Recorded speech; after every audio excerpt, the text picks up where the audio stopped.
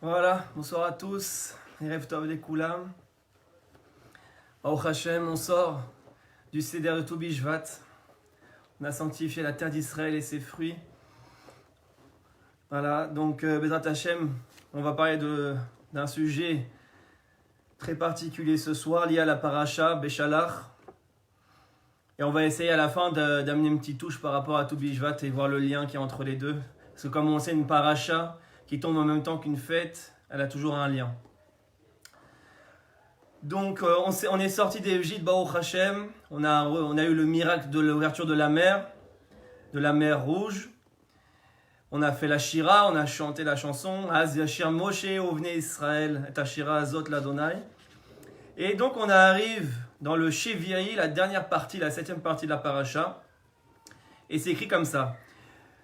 Vayis'u kol adad beni Israël mimit barsin lemasem alpe Adonai vayahanu birfidim. Donc les beni Israël ont voyagé jusqu'à la ville de Refidim. Ve'en ma'im lishtot ha'am. Et le peuple n'avait plus d'eau pour boire. On était dans le désert. Vayarev ha'am im Moshe. Et le peuple s'est mis à attaquer Moshe. Vayomru nu lanu ma'im venishte. Ils ont dit à Moshe, donnez-nous de l'eau, on veut boire. Comme tout être humain, ils ont soif, ils veulent boire. Et ils s'inquiètent parce qu'ils arrivent dans un désert et il n'y a pas d'eau. Vayomer lahem Moshe, ma terivuna, il m'a dit, ma tenasun et Adonai. Et Moshe leur dit, pourquoi vous vous battez contre moi? Pourquoi vous voulez éprouver Dieu? Vayimtsa shamaam lamaim vayalen ha'am al Moshe, je passe un petit peu. Vayomer lama ze'elitanu mitzrayim, regardez jusqu'où ils vont. Pourquoi tu nous as fait sortir d'Égypte? Pour de l'eau, regardez jusqu'où ils vont remettre en cause pour de l'eau. Les Hamit, Oti, Vet Bana, Vet Mikna et Batsama, pour nous faire mourir, moi, mes enfants et mes animaux, dans ce désert de soif. Et donc Moshe va Yitzhak, Moshe l'Adonai, Moshe crie à Dieu, qu'est-ce que je vais faire à ce peuple? Od Meat Uskaluni, encore un peu, ils vont me lapider. Regardez jusqu'où ils vont. Je passe un petit peu, Dieu y répond, ne t'inquiète pas, etc. Et ensuite, ils vont jusqu'à dire, Ayesh Adonai Bekir Benu Imaïn, est-ce que Dieu est vraiment parmi nous ou pas? Regardez jusqu'où ils vont. Ils ont vu la mer qui s'ouvre, ils ont fait la Shira, et juste après, ils disent est-ce que Dieu est parmi nous parce qu'ils ont soif. L'instinct revient vite au galop. Et tout de suite après, Vayavo Amalek. Amalek arrive, donc on est en plein désert. Et Amalek, dès qu'on a dit Ayesh Adonai Bekir Benu Imaïn, est-ce que Dieu est parmi nous? On a émis un doute. Vayavo Amalek. Amalek arrive, on n'est pas sorti d'Égypte déjà qu'on a notre plus grand ennemi qui arrive, encore plus grand que Pharaon. Vaïlachem im Israël pour combattre Israël, Birfidim, dans la ville de Refidim. Vayomer Moshe el Yehoshua. Et Moshe dit à Yehoshua, Bechar lanu anashim, choisis-nous des hommes, Vetse ilachem ba'amalek, et sors combattre Amalek. Donc Moshe, il ordonne à Yehoshua de sortir des Hanan et Kavod, comme on le sait, les Béni Israël dans le désert a été protégé par les Hanan et Kavod, les nuées. Et là, Moshe, bizarrement, il dit à Yoshua, sors des Hanan et Kavod, sors de cette protection et va combattre Amalek. Et moi, je vais monter prier. Vayas Yoshua ka'asher amarlo Moshe. Donc Yoshua a fait comme Moshe lui a dit, Ve'leilachem ba'Amalek, pour combattre Amalek. Et Moshe, Aaron et Hur, le fils de Myriam, sont montés pour aller prier. Et ensuite, je passe un petit peu. Et à la fin, on nous dit Vayahalosh Yehoshua et Amalek. Et Yehoshua a affaibli Amalek, Vet Amo et le peuple amalécite, les Ficharev par l'épée. Et là, on arrive à la fin de la paracha. Vayomer Adonai el Moshe. Et Dieu, il dit à Moshe Ketov Zot Zikaron Bas Sefer. Écris cela en souvenir dans un livre. Vesim Beozne Yehoshua. Et mets-les aux oreilles de Yehoshua. Kimaho Emche et Zecher Amalek Mitachat Hashamaim. Et là, Dieu, il donne une mitzvah qui va devenir une mitzvah éternelle pour le peuple juif. Une mitzvah assez qui fait partie donc du décompte des 613 mitzvot. Kimaho emche et zecher Amalek mitachat hashamaim. Tu devras effacer le souvenir d'Amalek de la surface du ciel. Et les derniers versets disent Vaïven Moshe Misber, que Moshe a construit un autel. Vaïkrashemo, il a appelé cet autel Adonai Nissi, Dieu mon miracle. Et le dernier verset, Vayomer, et il dit, Dieu, Ki yad al kesia milchama l'Adonai ba'amalek midordor, et il dit que la main sur le trône de Dieu se trouve là-bas et déclare, voici que c'est la guerre de Dieu contre Amalek de génération en génération. Mais qu'est-ce qui se passe ici, mes amis? Il y a plusieurs questions qui se posent. La première question qui se pose, évidente, c'est pourquoi Amalek il nous attaque à ce moment-là? Ça, c'est la première question fondamentale qui va nous ouvrir les portes de la compréhension pour nous ramener en 2021. Comme on sait, et je le dis dans tous mes cours, notre étude de Torah, elle est tournée uniquement pour comprendre la Torah en 2021. La Torah, c'est une prophétie, ce n'est pas un livre d'histoire. Je répète ça à chaque fois, la Torah, il faut le mettre dans la tête, n'est pas une Bible qui s'est passée à 3000 ans. Ce n'est pas comme ça la bonne perspective de la Torah. Ce n'est pas une histoire, la Torah. La Torah, c'est une prophétie éternelle. C'est-à-dire qu'ici, si on nous parle de cet épisode, c'est que ça nous concerne en 2021. Et donc, Amalek, c'est un concept qui concerne toutes les générations. Et ça le confirme à la fin du verset, comme il y a écrit, Midor d'or, de génération en génération. Et là-bas, il y a écrit quoi? Regardez ce que le Baal HaTurim dit. C'est quoi Midor d'or? Begematria limé Mashiach. Midor d'or, c'est la valeur numérique de les jours messianiques. Ça veut dire que la guerre contre Amalek, elle va jusqu'au jour, mais c'est jusqu'au dévoilement du Mashiach. Ça veut dire qu'aujourd'hui, on a encore la guerre contre Amalek qui est valable, contrairement à ce que certains croient ou disent, que Amalek c'était un peuple de la Bible et qu'aujourd'hui la guerre contre Amalek n'est plus valable, la mitzvah n'est plus valable. Ici, on voit dans les textes, c'est tout le contraire. À tel point que Baal HaTurim nous dit jusqu'au jour messianique, jusqu'à l'arrivée du Mashiach, il y a la guerre contre Amalek. Donc ça, c'est la première question. Pourquoi Amalek il nous attaque à ce moment-là? Pourquoi il ne nous a pas attaqué avant, quand on était encore en Égypte? La deuxième question, c'est pourquoi Moshe, il dit à Yoshua, sors des Hananekavod. Je ne comprends pas. Hachem, il nous protège dans l'Hanekavod. Hachem, il a fait tous les miracles. Il a combattu Pharaon avec les 10 plaies, il a fait la mer. Pourquoi d'un seul coup, il ne fait plus de miracles? Pourquoi il dit pas, t'inquiète pas, je te protège. Et Amalek, il pourra pas t'atteindre.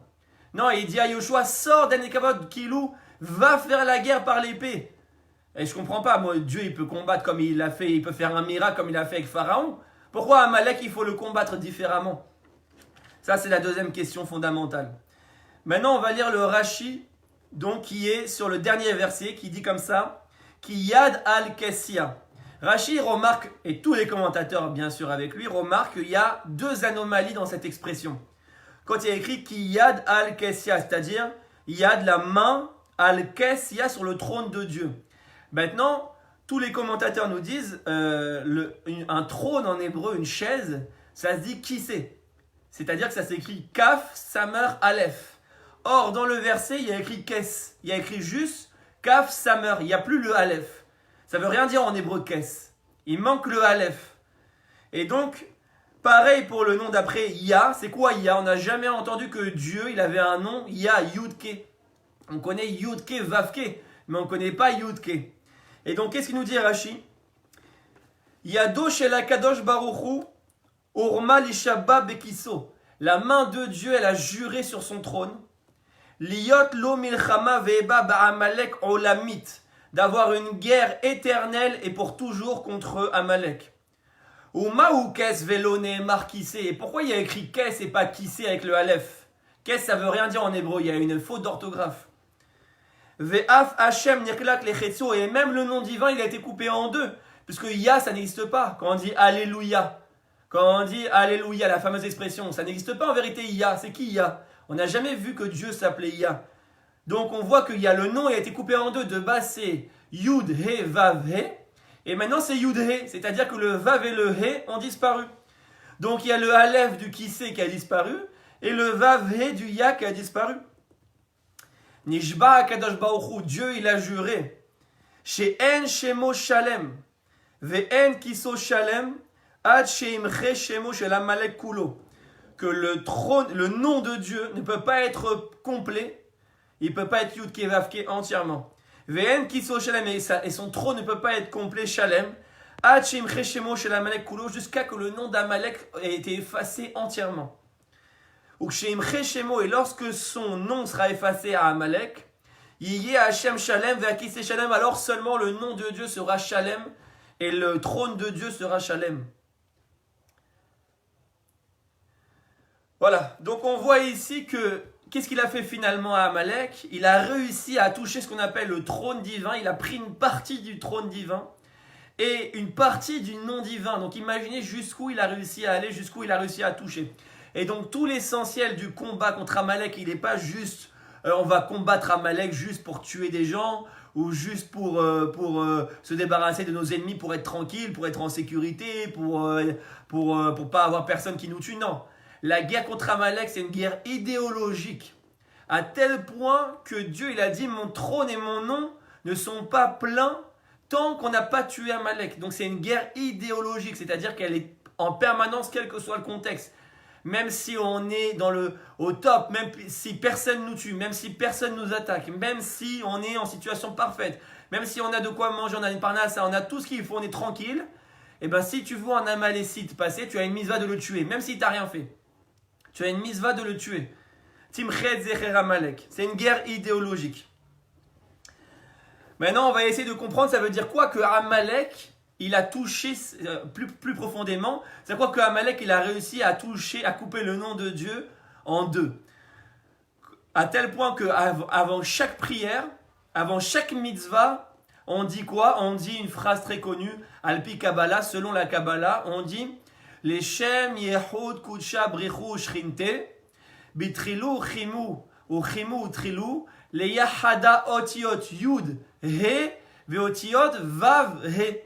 Avant chaque prière, avant chaque mitzvah, on dit au nom de l'unité entre Dieu et sa Shrina, avec amour, avec crainte, avec amour, avec crainte, et d'unir les lettres Yud He avec les lettres Vav He.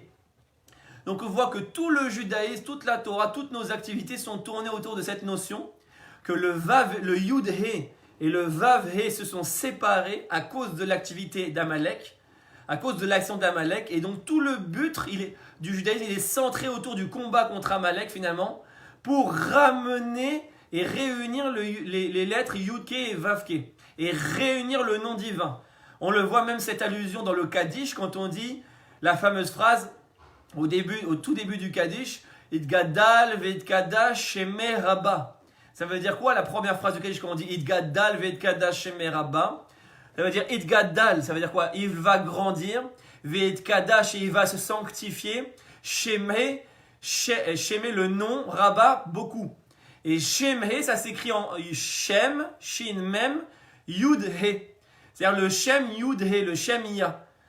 Et donc, qu'est-ce qu'on dit dans le Kaddish? On dit il va grandir le nom Ya et il va se sanctifier. Ça veut dire quoi? C'est-à-dire que dans le Kaddish, on demande à ce que le nom divin redevienne Shalem, qu'il soit plus juste Ya, mais qu'il redevienne Yudke Vavke. Donc on voit que même chaque Kaddish, on fait cette prière-là.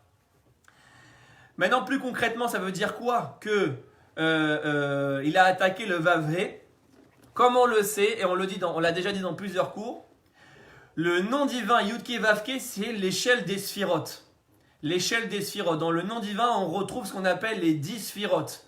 De cette manière-là, le Kotz du Yud, donc on a 4 lettres, Yud, He, Vav, He. Le Yud, il est divisé en deux parties.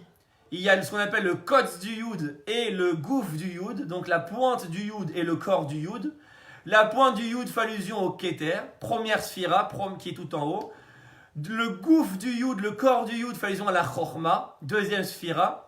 Ensuite, on a le He, qui fait allusion à la Bina. Donc Yud He, les deux lettres qui se sont gardées, que Amalek n'a pas touchées, c'est ce qu'on appelle les 3 sphirotes supérieures, les Gimel Rishonot dans le langage kabbalistique, c'est-à-dire Keter, Chorma, Bina. Ces 3 sphirotes-là, qui sont 3 sphirotes supérieures, n'ont pas été touchées par Amalek. Amalek n'a pas le pouvoir de toucher ça. Par contre, les 7 sphirotes inférieures, ce qu'on appelle Zayin Tartonot, donc Chesed, Gvura, Tiferet, Netzar, Od, Yesod et Malchut. Comme on le sait, le Vav du nom divin fait allusion aux 6 sphirotes, Chesed, Gvura, Tiferet, Netzar, Od, Yesod. Et le dernier He du nom divin, Malchut. C'est-à-dire que Amalek, il s'est attaqué à ce qu'on appelle les Zayin Tartonot, les 7 sphirotes inférieures. Pour faire simple, pour essayer de faire simple, ça veut dire quoi? C'est-à-dire que Amalek, il a réussi à s'attaquer au dévoilement divin dans le monde matériel. Puisque comme on le sait, le dévoilement divin dans le monde spirituel, c'est par les 3 sphirotes supérieures, qui sont entièrement de nature spirituelle, Keter, Chorma, Bina. Et les 7 sphirotes inférieures sont des sphirotes qui sont liées au dévoilement divin dans le monde matériel. D'où le chiffre 7 qui est le chiffre de la création. Les 7 jours, les 7 points cardinaux, etc. Il y en a 6, mais en vérité, il y en a 7. Toute la nature et l'espace-temps est dirigé par le chiffre 7. Pourquoi? Parce que les 7 sphirotes inférieures sont le dévoilement du divin dans le monde matériel. C'est-à-dire que Amalek ne s'est pas du tout attaqué au divin dans la dimension spirituelle. Il ne peut pas d'ailleurs, il n'a pas la capacité, c'est intouchable. Mais par contre, ce qu'il a pu faire, c'est qu'il a attaqué le dévoilement du divin dans le monde matériel. C'est ça que ça veut dire en fait qu'il a attaqué le Vavhe. Et on va le voir explicitement donc dans un des Mahamarim du Rabbi de Lubavitch. Comme on sait, le Rabbi Lubavitch, il a écrit des Mahamarim magnifiques, vous voyez. C'est ces livres-là, ce qu'on appelle Torah Menachem. Il y a toute une collection avec tous les Mahamarim du Rabbi de 1951, depuis son investiture en tant que Rabbi, jusqu'à sa mort en 1994. Il a fait tous les ans des Mahamarim, ce qu'on appelle de Chassidut. Et donc là, je suis dans l'année Tavshin Kavav. Et il dit comme ça là-bas dans un des Mahamarim. Je lis ces mots. Et il dit Miyad achar yetziat Mitzraim. Ça, c'est les mots du Rabbi. Juste après la sortie d'Égypte.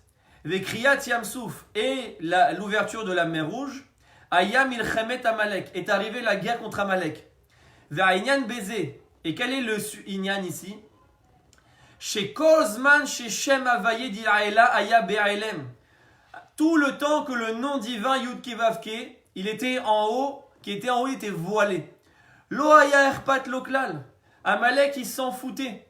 Lo Aya Erpat Loklal. Il en a rien à faire, Amalek. Ark chez Utzra Aliyot Gilou Shem Avaye d'Iraëla les Mata. Mais lorsqu'il y a eu le besoin de dévoiler le nom divin d'en haut vers le bas, c'est-à-dire dans le monde matériel, alors là, Amalek, il ne pouvait pas supporter. Alors, il s'est réveillé d'un seul coup et il a sauté contre le peuple juif pour s'opposer à cela. Et ici, on va répondre à la première question fondamentale qu'on a posée. Pourquoi Amalek, finalement, il est sorti que à ce moment-là? Il aurait pu nous attaquer en Égypte, il aurait pu nous attaquer bien avant. Pourquoi il nous a attaqué Pourquoi il ne nous a attaqué que au moment on est sorti dans le désert? Eh bien, c'est ce qui est écrit là-bas dans Sefer Dvarim, quand il y a écrit Zachor et Asher asa lecha Amalek baderer betzetrem min Misraim. Souviens-toi de ce que tu as fait à Amalek lorsque tu es sorti d'Égypte en chemin. Ça veut dire, on est en chemin vers où maintenant? On est en chemin vers la terre d'Israël. Tout le but de la sortie d'Égypte, c'est d'arriver vers la terre d'Israël. Et tout le but, comme on le dit dans tous les cours, le modèle de la terre d'Israël, ce qu'on appelle la Malchut, la royauté, le modèle de la Malchut, qui est donc le dernier Hé du nom divin, comme on l'a dit tout à l'heure, c'est le modèle de dévoiler Dieu dans le monde matériel. C'est ça tout le but pourquoi on vient en Eretz Israël. Comme il y a de nombreux cours qu'on a fait là-dessus, mais je répète en une minute, tout le judaïsme d'Eretz Israël, il est complètement différent du judaïsme de Galout, du judaïsme d'exil. Quand on était en exil, quand on était en galoute, notre activité se concentrait essentiellement, religieuse je parle, sur des activités uniquement spirituelles. Ça veut dire que maintenant, quand je vais dans le monde matériel, quand je sors dans le monde extérieur, il n'y a pas forcément du divin. Je ne rencontre pas du divin quand je vais dehors. Pour rencontrer du divin, j'ai besoin de me spiritualiser, d'aller à la synagogue, d'aller au Beth Midrash, d'aller au centre d'études. J'ai besoin de faire des activités spirituelles. Ça, c'est ce qu'on appelle dans la Kabbalah Shem Avaye de Be'aelem. Que le nom Yud Kevavke, il est voilé. Ça veut dire quoi? Il est voilé. Il est voilé de la réalité. C'est-à-dire que dans la réalité physique quotidienne, je ne vois pas Dieu. Pour chercher Dieu, je dois aller le chercher en haut. C'est-à-dire, je dois me spiritualiser. Je dois me séparer de la matière, etc. Eh bien, regardez le chidouche du Rabbi ici. Le Rabbi a dit, regardez bien, écoutez. Chez Kolzman, chez Shem Avaye d'Ilaela, Aya Be'aelem, tout le temps que le nom divin, Dieu, était voilé, Lo Aya Erpat Loklal. Imaginez le chidouche ici.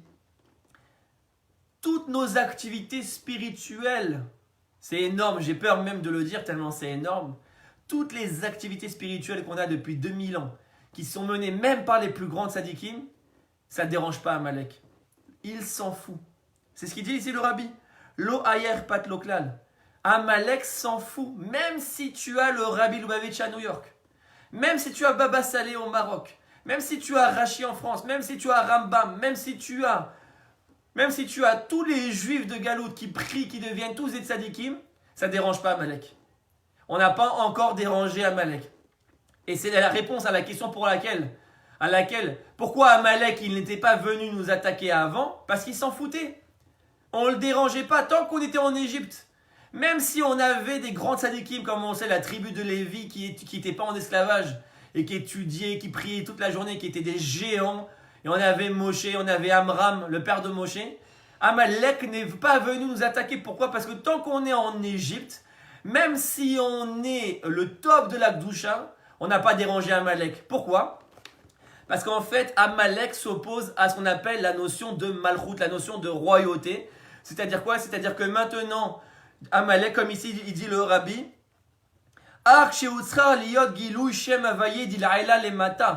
quand le nom divin, on a dû le dévoiler d'en haut vers le bas. C'est-à-dire que maintenant, on veut faire descendre cette spiritualité dans la matière et dans la société, dans la vie quotidienne de tous les jours. Je traduis dans un langage courant, on veut faire sortir Dieu de la synagogue, on veut faire sortir Dieu du Beth Midrash, du centre d'études, on veut que Dieu soit partout, on veut que Dieu soit au bureau du travail, on veut que Dieu soit à la plage, on veut que Dieu soit à la Knesset, on veut faire sortir Dieu, on veut casser cette séparation entre l'Église et l'État, on veut casser cette séparation entre la synagogue et l'État, on veut diffuser Dieu.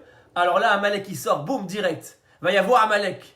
Amalek il sort pour combattre, pourquoi? Parce qu'il attaque le Vavké. Et le Vavé, on a dit, c'est le dévoilement de Dieu dans le monde matériel.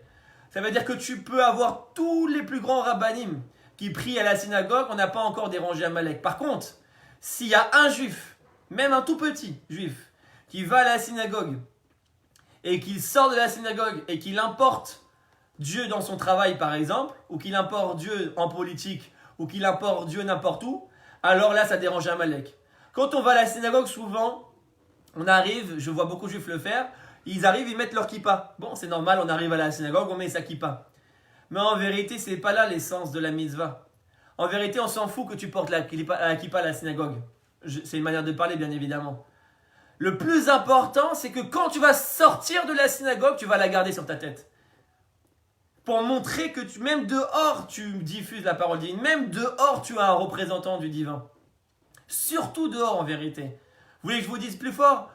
La mitzvah pour laquelle on doit porter la kippa dans la synagogue, c'est pour nous éduquer, pour qu'on puisse y arriver à la porter dehors. Ça veut dire que limite la mitzvah à la synagogue, elle est juste éducative par rapport à la vraie mitzvah qui est dehors. Ben oui, parce que pour combattre Amalek, il faut sortir dehors, il faut diffuser, il faut dévoiler Hachem dans la matière, dans le monde extérieur. C'est ça qui dérange Amalek. Tant que tu es connecté à Hachem dans ton monde intérieur, alors tu ne déranges pas Amalek, même si tu es le Rabbi Lubavitch, ça ne change rien. Même si tu es le Rabbi Lubavitch. Donc, en vérité, Amalek, on va le voir, et on va le montrer ici avec une source de l'Agmara. Le début du combat contre Amalek, il commence avec l'arrivée des Juifs en Eretz Israël. C'est écrit explicitement dans l'Agmara Sanhedrin, page 20. Donc là, je suis dans l'Agmara Sanhedrin, page 20. Et là-bas, il est écrit comme ça. Shalosh mitzvot nitztavu Israël beknisatan la'aretz.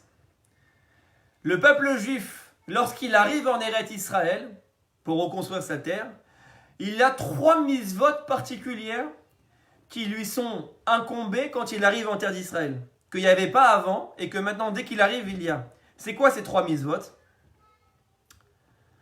Les Hamid Lahem Melech, de se nommer un roi. Comme on le sait, il y a une mitzvah, quand on arrive en Eretz Israël, de nommer un Melech, de nommer un roi. C'est pour ça qu'on demande le Melech HaMashiach.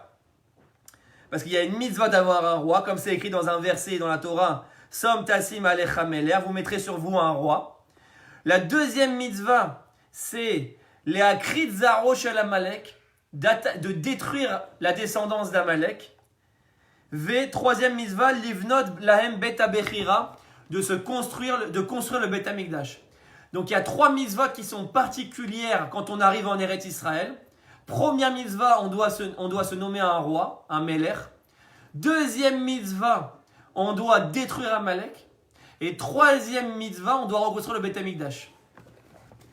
Et j'ai ici un livre du Rav Yitzhak Ginsburg, qui s'appelle Malchut Israël, que je conseille à tout le monde. C'est une série de 3 livres. Le Rav Yitzhak Ginsburg, qui est un des élèves directs du Rabbi Lubavitch, il a écrit une série de livres qui s'appelle Malchut Israël. Et il parle de ces sujets-là là-bas qui sont très intéressants. Et il dit là-bas, Shalosh mitzvot nitztavu Israël bishat nisatam laaretz. Ces 3 mitzvot que les peuples juifs a quand on arrive en Eretz Israël. Elles dépendent l'une de l'autre. La asotan kesidran pour les faire dans leur ordre. Donc la première chose qu'on comprend ici, c'est que la mitzvah, d'abord avant tout, la mitzvah de détruire Amalek, elle dépend de notre entrée en Eretz Israël. Tant que tu n'es pas arrivé en Eretz Israël, la mitzvah d'attaquer Amalek n'existe pas. Elle ne t'est pas incombée, elle n'est pas valable. Pourquoi ? Parce que quand tu te retrouves en Chutz La'aretz, même si tu es le plus grand tzaddik, tu ne peux pas combattre Amalek. Et on va l'expliquer plus profondément, plus en détail. La preuve ici dans la Gemara que j'ai ramenée, c'est qu'ils ont dit quand tu arrives en Eretz Israël, alors commence la mitzvah de la guerre contre Amalek. Et qui c'est qui est incombé en premier lieu de cette mitzvah ? C'est le roi, le Meller. Comme on le sait, Rashi et le Rav Yitzhak Ginsburg a ramené le Rashi ici, il a dit la mitzvah, chacune de ces 3 mitzvot dépend l'une de l'autre. Ça veut dire quoi ? Ça veut dire que pour pouvoir détruire Amalek, il faut d'abord que j'ai nommé un roi. Je ne peux pas détruire Amalek si je n'ai pas de Meller, si je n'ai pas de roi. Et pareil pour la construction du Beth Amikdash. Je ne peux pas reconstruire le Beth Amikdash tant que je n'ai pas d'abord un roi et que je n'ai pas ensuite détruit Amalek. C'est-à-dire que tant que Amalek existe, je ne peux pas construire le Beth Amikdash, puisque comme on l'a dit, c'est ce qu'il a dit dans la paracha, le Kisé d'Hachem n'est pas Shalem, le nom de Dieu n'est pas Shalem tant qu'Amalek existe. Donc comment veux-tu reconstruire le Beth Amikdash, qui représente le trône d'Hachem dans le monde et le nom d'Hachem dans le monde, si Amalek existe encore ? C'est pour ça que la Gemara nous dit d'abord nomme-toi un roi, ensuite fais la guerre contre Amalek et ensuite reconstruis le 3e temple. Donc on voit que la mitzvah de Amalek, elle dépend d'abord et avant tout de la nomination du Meller, du roi. Pourquoi ? C'est très simple à comprendre, parce qu'en vérité, on vient d'expliquer que Amalek, son but, c'est de s'attaquer à la notion de Malchut, à la notion de royauté. C'est-à-dire quoi ? C'est-à-dire au dévoilement d'Hachem dans le monde matériel. C'est ça le rôle du Meller, comme on le dit dans tous nos cours. Le rôle du Meller, le rôle essentiel du Meller, ce n'est pas de dévoiler la parole d'Hachem, mais c'est de concrétiser la parole d'Hachem dans le monde. Pour dévoiler la parole d'Hachem, on a des Nevi'im, on a des prophètes, on a des tzadikim, on a des chachamim, on a tout ce que vous voulez. Mais pour concrétiser la parole d'Hachem dans le monde, pour bâtir une société fondée sur les lois de la Torah et sur la lumière divine, pour répandre la lumière divine véritablement dans tous les aspects de la société, il nous faut un Meller. Donc, le Meller, son rôle, c'est de diffuser Hachem dans tous les aspects de la société. C'est pour ça que Amalek s'attaque à la Malchut. Et c'est pour ça que la mitzvah de la guerre d'Amalek, elle incombe avant tout au Meller. Comme on l'a vu avec le premier roi d'Israël qui a été nommé par Shmuel Hanavi, le roi Shaoul, qui a été déchu de la royauté. Alors que c'était un immense tzaddik. Il ne faut pas croire que Shaoul c'était un petit rachat parce qu'il a voulu tuer David, etc. La Gemara Yoma, page 22, elle dit Lota amtam het. Il n'avait jamais goûté le goût de la faute, Shaoul. Ayake ben shana le malko. Il ressemblait à un enfant de 1 an qui a jamais fauté aussi pur qu'un enfant de 1 an. Et pourtant, Dieu, il a dit mais astiv, je me suis dégoûté de lui. Pourquoi Dieu il s'est dégoûté de Shaoul ? Parce que la mitzvah la plus importante qui lui incombait en tant que Meller, en tant que roi, c'était la guerre contre Amalek et d'effacer le souvenir d'Amalek. Et si il avait réussi à écraser Amalek, alors il y aurait eu la Géoula. La Géoula dépend directement de la tombée d'Amalek. Et Shaoul, comme on le sait, il a épargné Amalek, il a eu de la rachamim, il a épargné le roi Agag, le roi d'Amalek, alors que Dieu lui avait bien ordonné de tuer tout le monde, hommes, femmes, enfants et bétail. Et Kalvachomer, le roi, à plus forte raison le roi de Amalek, qu'il fallait forcément tuer. Et Shaoul l'a épargné par ses propres calculs et sa propre morale en disant oui mais c'est pas moral, etc. de tuer des gens, comme on le fait aujourd'hui, comme la gauche veut nous le faire croire aujourd'hui. Dieu lui a dit je me suis dégoûté de lui alors que c'était un tzaddik parfait, mais juste pour cette faute. Mais on comprend pourquoi maintenant, parce qu'en vérité c'est la faute essentielle qui en tant que Meller il aurait dû faire. Et c'est pour ça que David a été nommé à sa place. C'est uniquement pour cette raison que David Amelech a été nommé à sa place. C'est pour mener la guerre de Dieu comme il faut. Comme on sait, David, sa qualité essentielle, c'était d'être un guerrier qui n'avait pas pitié. Comme les Chachamim nous le disent dans le Midrash là-bas, qu'il est venu faire le tikkun de Shaoul, que quoi? Shaoul, il était comme ça, nous disent les Chachamim, chez Richem ala Akzarim veyakzer la Rachamanim. Que Shaoul, il avait pitié des méchants et il était intransigeant avec les gentils. Puisqu'il a eu pitié du roi d'Amalek alors que Dieu lui avait donné la mitzvah de tuer Amalek. Et il est intransigeant avec les gentils puisque quand il a voulu tuer David et qu'il a poursuivi David pour le tuer, et que David s'est caché dans une ville de Kohanim, il a fait exterminer toute la ville de Kohanim. Et donc là, il n'a pas eu pitié pour tuer tous les Kohanim et ses propres frères. Et David Amelech, il est venu faire ce tikkun, cette réparation. Il a été nommé à la place de Shaoul, juste pour cette raison, nous disent les Chachamim, que lui, il était l'inverse. Il était Itakzer ala Akzarim, Yakzer ala Akzarim, Ve'erachem ala Rachamanim. Il était intransigeant avec les méchants et il avait de la peine avec les gentils. Et lui, il a fait la guerre comme il fallait. Donc on voit qu'en fait, le rôle avant tout du Melech, la première mitzvah qui incombe au Melech, et donc notamment à celui qui arrive, Bezrat Hashem Bekarov, au Melech HaMashiach, sa première mitzvah qui l'incombe, c'est la guerre contre Amalek, c'est la mitzvah de faire disparaître le souvenir d'Amalek depuis la surface de la terre. Alors maintenant, on va se poser la question qui est la plus intéressante finalement, c'est que si on a compris maintenant qu'il y a une guerre contre Amalek jusqu'à la Géoula, alors aujourd'hui, qui c'est qui est Amalek? Comment déterminer aujourd'hui vraiment le profil d'un Amalécite? Quel est le profil d'un Amalécite aujourd'hui? Comme on le sait aujourd'hui dans le monde de la Torah, tout le monde dit aujourd'hui on n'est plus capable de déterminer qui est Amalek. Seul le Mashiach pourra venir. Mais en vérité c'est faux, parce qu'il suffit d'étudier les textes et les sources qu'on a en profondeur, de faire une vraie étude sur le sujet, pour essayer d'avoir des caractéristiques de ce que c'est un Amalécite. Et en vérité, on a déjà dit l'essentiel, mais maintenant on va le faire descendre dans le concret. On vient d'expliquer que le combat essentiel d'Amalek, c'est la malchoute, c'est la royauté. C'est-à-dire quoi? C'est-à-dire le dévoilement d'Hachem dans le monde. C'est-à-dire que Amalek, il haït la Torah, le judaïsme, qui vient diffuser Hachem dans le monde matériel. C'est-à-dire quoi? C'est-à-dire que Amalek, dans un premier temps, il haït le juif qui reconstruit la terre d'Israël. Voilà une des premières caractéristiques fondamentales que la Torah nous dit sur Amalek. Pourquoi Amalek il est apparu quand on est arrivé dans le désert? Derrière, en chemin vers quoi? Vers la terre d'Israël. C'est-à-dire que dès qu'on est sorti d'Égypte pour aller vers la terre d'Israël, boum, Amalek il arrive au milieu pour nous empêcher.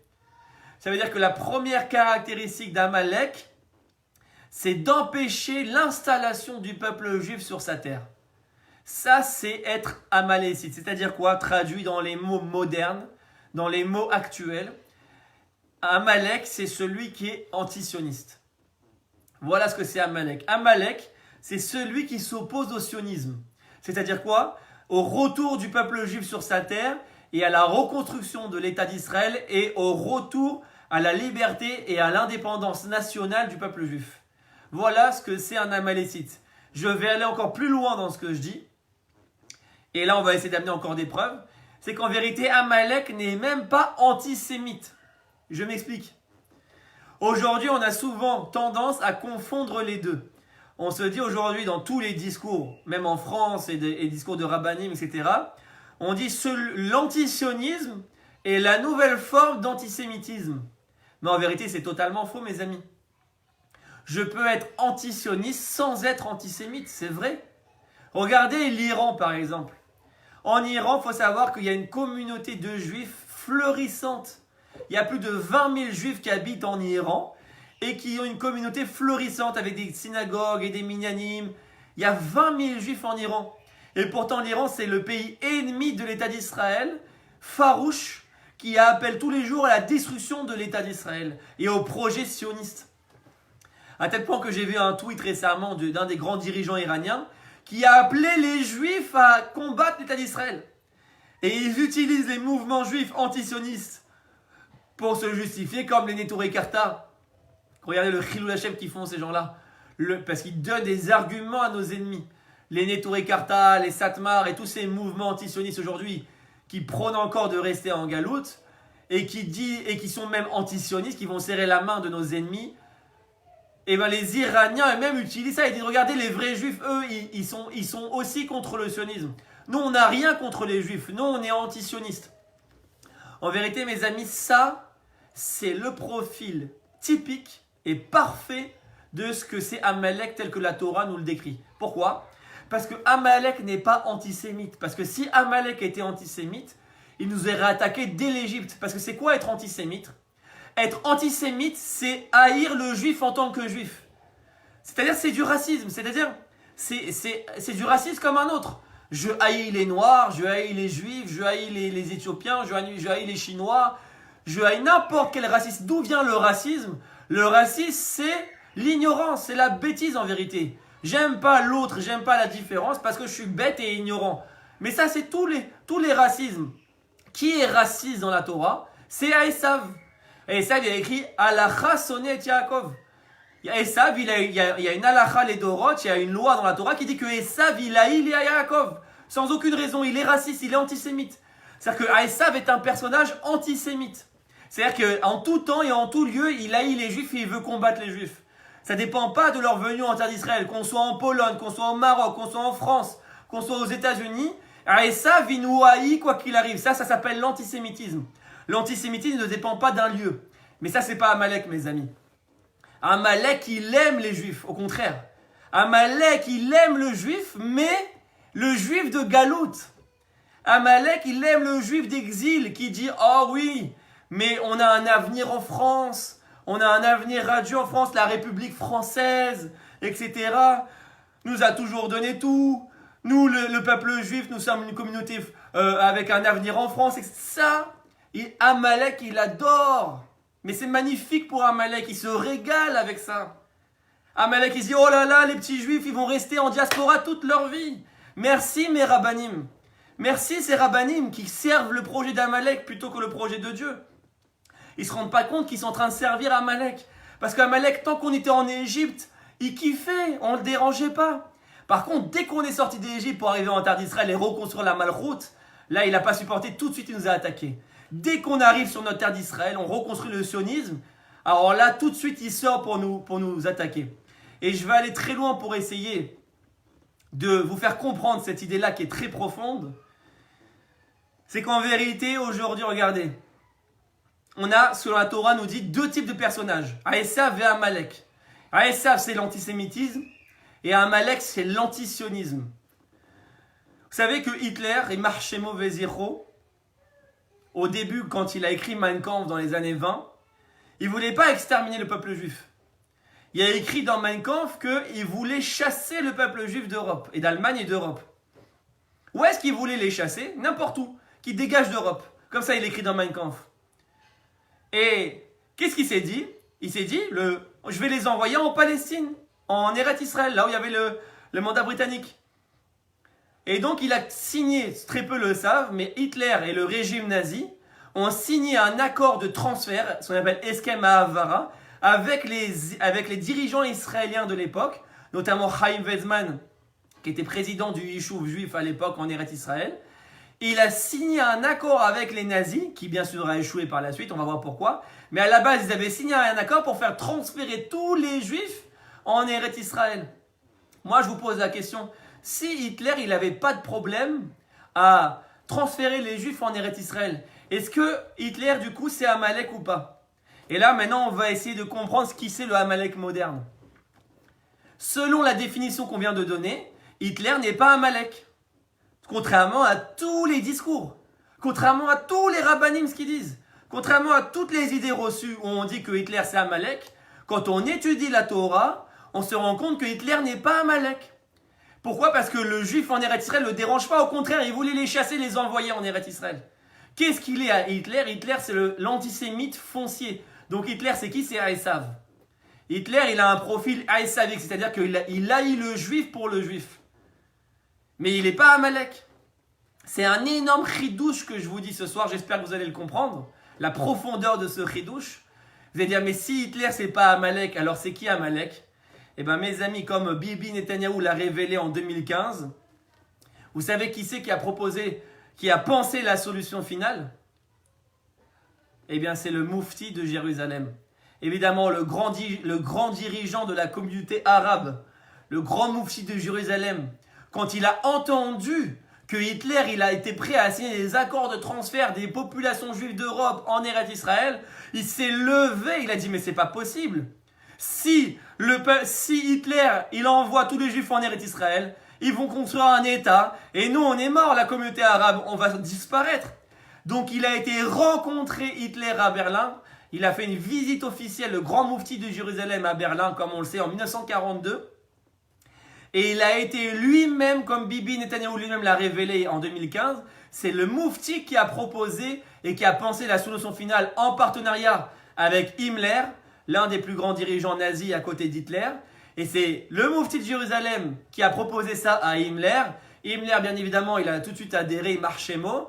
Et les deux ont proposé la solution finale à Hitler, il marchait mot. Et finalement, Hitler, il a fait un accord avec le Moufti de Jérusalem. Et les deux se sont associés pour finalement créer les camps d'extermination et la solution finale. Mais mes amis, qui sait que ça a dérangé foncièrement que les Juifs viennent en Israël à la base? C'était pas Hitler, c'était le grand Moufti de Jérusalem. Ça veut dire que ici, selon les clés que je vous donne ici d'études, c'est que Amalek, c'était le dirigeant de la communauté arabe. Et on le voit encore plus profondément parce que les Arabes, la plupart aujourd'hui qui sont anti-sionistes et qui se le disent fièrement, nous sommes anti-sionistes mais pas antisémites. Mais vous leur répondrez à partir de maintenant, mais c'est encore pire mes amis. Si vous êtes anti-sioniste et pas antisémite, ça veut dire que vous êtes Amalek. Et si vous êtes Amalek, on a un devoir de vous détruire encore plus que Esav. Parce que Esav, c'est quoi le chidouche? C'est que Esav, on n'a pas une mitzvah de les détruire. Regardez le chidouche. Esav, on n'a pas une mitzvah de le détruire. Malgré qu'il nous haït, qu'il nous extermine. Esav va faire tchouva à la fin des temps. Comme il y a écrit dans les prophètes, les shpot et Esav, que le Mashiach va faire tomber Esav, le pouvoir d'Esav. Mais il ne va pas détruire Esav et exterminer Esav. Il va lui faire teshuva, comme il y a écrit à la fin des temps. Pourquoi Esav il est comparé à un chazir, à un cochon? Parce que chazir c'est l'un du mot choser, qui veut dire revenir. Choser bitchouva. Ça veut dire que Esav à la fin des temps va revenir et va faire teshuva. Ça veut dire que l'antisémitisme est soignable, mes amis. L'antisémitisme est soignable. On peut soigner Esav. C'est pour ça qu'il n'y a pas une mitzvah de le détruire. Mais Amalek, c'est insoignable. Pourquoi? Parce que c'est une haine qui est complètement viscérale, une haine qui est complètement irrationnelle. C'est-à-dire, j'aime le juif. Regardez au Maroc, en Algérie, en Tunisie, on vivait bien. Avec quelques difficultés, mais malgré tout, au Maroc, regardez aujourd'hui, le roi du Maroc, l'amour qu'il y a entre le roi du Maroc et les communautés juives, les rabbinim du Maroc, le respect qu'il y a entre les deux. C'est-à-dire qu'au Maroc, quand les juifs se trouvent au Maroc, les deux s'entendent très bien. Pourquoi en Eretz Israël les Arabes deviennent nos ennemis alors qu'on a toujours vécu chez eux quand il a fallu fuir l'inquisition espagnole dans les années 1500? C'est les Arabes qui nous ont accueillis. Les Arabes ont toujours été proches, même au niveau de la religion. On sait que les Arabes ils respectent notre tzadikim. Les Arabes ont même prié sur le tombeau de notre tzadikim, ils respectent notre religion. Mais c'est ça le problème, mes amis, essentiel, c'est ça Amalek. Amalek, il nous dit, viens chez moi. Viens chez moi tu es mieux. Pourquoi tu veux reconstruire un État? Pourquoi tu veux reconstruire une nation? Pourquoi tu veux retourner en Eretz Israël? Pourquoi tu veux? Viens au Maroc, on va tout te donner, on va te faire grand rabbin du Maroc. On va t'ouvrir des synagogues de tous les côtés. On va te faire des bâtés midrashot, des centres d'études de tous les côtés. On va te faire la cache-route, on va te donner des abattoirs, on va tout te faire, on va te donner des budgets, on va te donner de l'argent. Reste dans la République française. La République française n'est plus la République sans les Juifs. Regardez ces grands discours. La République française n'est plus la République sans les Juifs. Reste en France. Voilà Malek, mes amis. Mais on vous aime les Juifs en France. On va vous protéger les Juifs en France. On va tout vous donner. Regardez maintenant les rabbinim qui retournent au Maroc. Mais pauvres de nous quand on voit des rabbinim qui retournent aujourd'hui au Maroc pour reconstruire des communautés au Maroc. Mais on est où? On est devenu fous. On retourne en arrière. On a passé 2000 ans de diaspora et on a prié tous les jours pour revenir en Eretz Israël. On avait nos yeux tournés vers Jérusalem 3 fois par jour. On a tous les mariages et tous les Pessars, on a dit les Shana Abba Birushalayim. Et maintenant qu'on accède à Jérusalem et à Israël, même si ce n'est pas de manière parfaite, il est vrai, et qu'il y a énormément de choses à améliorer, tu vas retourner au Maroc, reconstruire des communautés au Maroc. Mais tu es devenu fou. Des rabbinim qui sont en train de servir le projet d'Amalek sans se rendre compte. Amalek qui te dit, viens chez moi. Moi je t'aime mon frère juif. Mais que quand tu es chez moi. Que quand tu es sous ma domination. Surtout ne deviens pas indépendant. Surtout ne lutte pas pour ta propre indépendance. Surtout ne reconstruis pas Goy Kadosh, la nation sainte. Oublie la terre d'Israël. Oublie la terre d'Israël. Et c'est pour ça, mes amis, que les Arabes deviennent nos ennemis. Regardez, c'est nos amis quand on est en Chutz La'aretz, mais c'est nos ennemis. Ça, c'est le profil d'Amalek. Ça, c'est le profil d'Amalek moderne. Ça veut dire quoi? C'est-à-dire qu'il n'y a plus un peuple amalécite comme à l'époque de la Bible. Un vrai peuple identifiable, un peuple amalécite. Non. Aujourd'hui, ce qui est resté, c'est plus le peuple, c'est l'idéologie amalécite. Comme il y a écrit Timche et Zecher Amalek. Il n'y a pas écrit Timche et Amalek. Il n'y a pas écrit que la guerre de génération en génération, c'est de détruire Amalek. Il y a écrit tu détruiras le souvenir d'Amalek. Beaucoup n'ont pas compris le verset. Ils disent oui, mais il n'y a plus Amalek aujourd'hui, donc la mitzvah n'est plus là. C'est faux. La Torah t'a pas dit que parce qu'il n'y a plus le peuple lui-même, la mitzvah n'existe plus.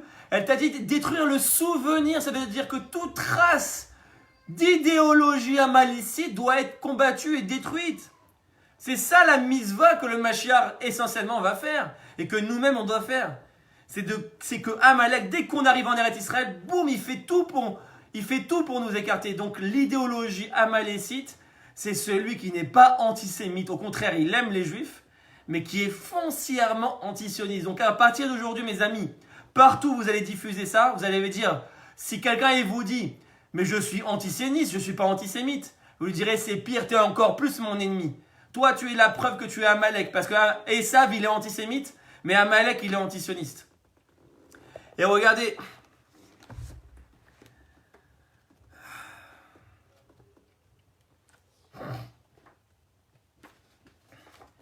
c'est ce qu'il dit ici, regardez.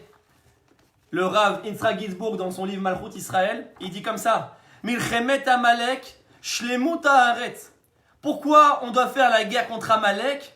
Pour avoir ce qu'on appelle Shlemut Haaretz, la complétude de la terre d'Israël. Regardez comment c'est écrit dans les textes depuis des millénaires ce qui allait se passer aujourd'hui. Qu'on ne peut pas avoir la terre d'Israël dans son entièreté. On ne peut pas avoir la Judée-Samarie. On ne peut pas avoir le mont du Temple. On ne peut pas avoir Gaza. On ne peut pas avoir toutes les terres promises parce qu'il ne faut pas oublier qu'il n'y a pas que Tel Aviv, Ranana et Herzliya qui sont promises par Dieu. Toute la Judée-Samarie, c'est le berceau historique du peuple juif et de la promesse divine. Mashiach, il doit ramener toutes ces terres. Et de quoi dépend la récupération de ces terres? Shlemut Haaretz, Milchemet Amalek. La guerre contre Amalek. C'est-à-dire que Amalek va nous empêcher d'avoir ce qu'on appelle Shlemut Haaretz. Amalek va nous empêcher. Mahmoud Abbas, le Hamas, le Hezbollah, l'Iran, tous ces gens-là qui ont inventé de toutes pièces un peuple qui n'existe de nulle part, les Palestiniens, qui n'existent de nulle part, qui n'ont jamais existé. C'est un peuple factice inventé de toutes pièces. Ils nous l'ont inventé pourquoi? Pour nous empêcher d'acquérir la terre d'Israël. Tout ce peuple-là qui a été inventé par ces gens-là, c'est pour nous empêcher d'avoir ce qu'on appelle Shlemut Haaretz. C'est-à-dire que, bon, on a Tel Aviv, on a Haïfa, on a Bnei Brak, mais par contre, le grand Israël, la terre d'Israël dans son entièreté, dans sa promesse divine, ça, ils sont venus l'empêcher. Et c'est ça notre combat principal aujourd'hui sur la terre d'Israël, c'est de récupérer ce qu'on appelle Shlemut Haaretz. Shlemut Haaretz. Et ça passe par la guerre. Ça passe par la guerre, mes amis. Malheureusement, nous, on est des hommes de paix. Mais malheureusement, comme le dicton bien connu le dit, celui qui veut la paix prépare la guerre. Pourquoi? Parce qu'en vérité, ils ne sont pas intéressés. À partir du moment où tu as identifié ces gens-là, tu sais qu'ils ont un profil amalécite, parce qu'ils sont foncièrement antisionistes. Alors, Amalek, tu ne peux pas discuter. Hachem, il t'a dit, il n'y a pas de discussion. Hachem, il t'a dit, tu ne peux pas faire son tikkun. À Esav, tu peux faire son tikkun. Même si c'est Hitler, comme on l'a expliqué que Hitler n'est pas Amalek, mais Esav, tu peux lui faire teshuva. Si le Mashiach il était là, il saurait parler pour lui faire teshuva, parce que quelqu'un qui est antisémite, il est soignable. Mais quelqu'un qui est antisioniste, il n'est pas soignable. Il n'y a pas de tikkun possible. Donc la misa, c'est quoi? Timchet, détruis-le. Il y a une guerre de le détruire. Et donc nous, notre rôle aujourd'hui, la misva aujourd'hui, c'est de détruire tous ces gens-là qui ont inventé ce peuple pour nous empêcher d'avoir Shlemut Haaretz. Comme il y a écrit ici, je lis, Al Yede Akratat Zaro Shel Amalek. Quand on va détruire la descendance d'Amalek, Gmar Anitzachon Shekol Oivenu Misaviv. Quand on va avoir la victoire contre tous nos ennemis qui nous entourent. Ameaimi Malkiumenu Beartzenu. Qui nous menacent dans notre existence sur notre terre. Zochim les Shlemut Eret Israël. Alors on va mériter la complétude de la terre d'Israël. Ça veut dire, mes amis, que la complétude de la terre d'Israël ne dépend pas si on fait Shabbat. On ne va pas avoir la Judée-Samarie si on fait Shabbat, ou si on a du bon Shalom Bayit, ou si on mange kasher, ou si on fait tout ce que vous voulez. Il n'y a aucun lien entre les deux. La seule mitzvah qui t'amène la Shlemut Haaretz que Dieu t'a donnée, c'est la mitzvah de détruire Amalek. Et comme je vois un commentaire, malheureusement, Ségolène Langrand, c'est une incompréhension. Ce n'est pas du tout une guerre spirituelle. La Torah n'a jamais parlé de guerre spirituelle. La Torah te parle ici d'une guerre physique. Il y a une guerre à mener. Comment on a eu la terre d'Israël? C'est pas par des guerres spirituelles. L'État d'Israël, on l'a eu grâce à des gens qui ont fait la guerre. Faut arrêter de vivre dans des rêves, excusez-moi l'expression, ou dans des sphères ou dans des fantasmes. Il y a des gens qui se sont retroncés les manches et qui ont sacrifié leur vie, qui ont fait les guerres. La guerre d'indépendance de 48, la guerre des 6 jours de 67, la guerre de Kippour de 73, la guerre du Liban de 82. Ça ne s'arrête pas, la deuxième guerre du Liban de 2006, la guerre de Tsoukétan en 2014. On a fait les guerres pour avoir cette terre. Eh bien, il faut continuer, mes amis. Ce n'est pas une guerre spirituelle. Amalek, justement, il vient combattre la matérialisation des mitzvot. Ça veut dire que si tu crois que c'est une guerre spirituelle, tu es en train de servir Amalek. Tu es en train de lui permettre d'exister. Parce que tu dis, c'est uniquement une guerre spirituelle, donc tu ne prends pas les armes. Amalek, il est là pour t'empêcher, pour que tu te spiritualises, justement.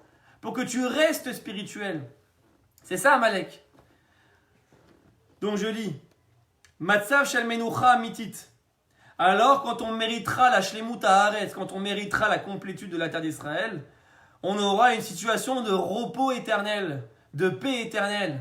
Menucha amitit, comme dit le Rav ici. D'une vraie menucha. Al derer menuchat yom ha-shabbat kodesh. De la même manière, de la même dimension que le repos du jour du Shabbat. Ça veut dire que on va avoir un vrai Shabbat éternel et mondial et universel. Quand on va faire détruire Amalek, on aura le grand Israël. Alors on va atteindre la dimension du Shabbat éternel. Et c'est pour ça que, mes amis, les deux ont le même mot. Ce qu'on appelle une Zerachava en hébreu dans l'étude. Zachor et asher asalecha Amalek. Comme nous dit Hachem, tu te souviendras de ce que tu as fait à Amalek. Et on utilise le même mot pour parler du Shabbat. Dans les 10 commandements, on dit les premières étapes de la loi. Zachor et yom ha-Shabbat les kadesho. Souviens-toi du jour du Shabbat pour le sanctifier. Or, on fait remarquer qu'il y a le même mot Zachor. Et comme on sait par la Xera Shava, cette technique d'étude qu'on rapproche deux mots qui sera dans deux contextes différents, on rapproche les deux contextes. C'est-à-dire qu'il y a un lien entre la misva de détruire Amalek et la Gdusha du Shabbat. Quel est le lien? C'est ce qu'il dit, c'est le Rav. À partir du moment où tu as fait la guerre d'Amalek, tu as détruit tes ennemis, et donc tu as mérité le grand Israël, la Shlemut Haaretz, alors tu as atteint Menucha Amiti, tu as atteint une paix réelle, un repos réel, Al derech Menuchat Yom HaShabbat Kodesh, et donc tu mérites un repos éternel du jour du Shabbat, de la dimension du Shabbat, qui est la dimension du 7e jour, la dimension du 7e millénaire. Et donc tu mérites de rentrer dans le 7e millénaire, qui est la Géoula et le Olam Haba. Pour mériter le Olam Haba et la Géoula, ça passe par la guerre contre Amalek.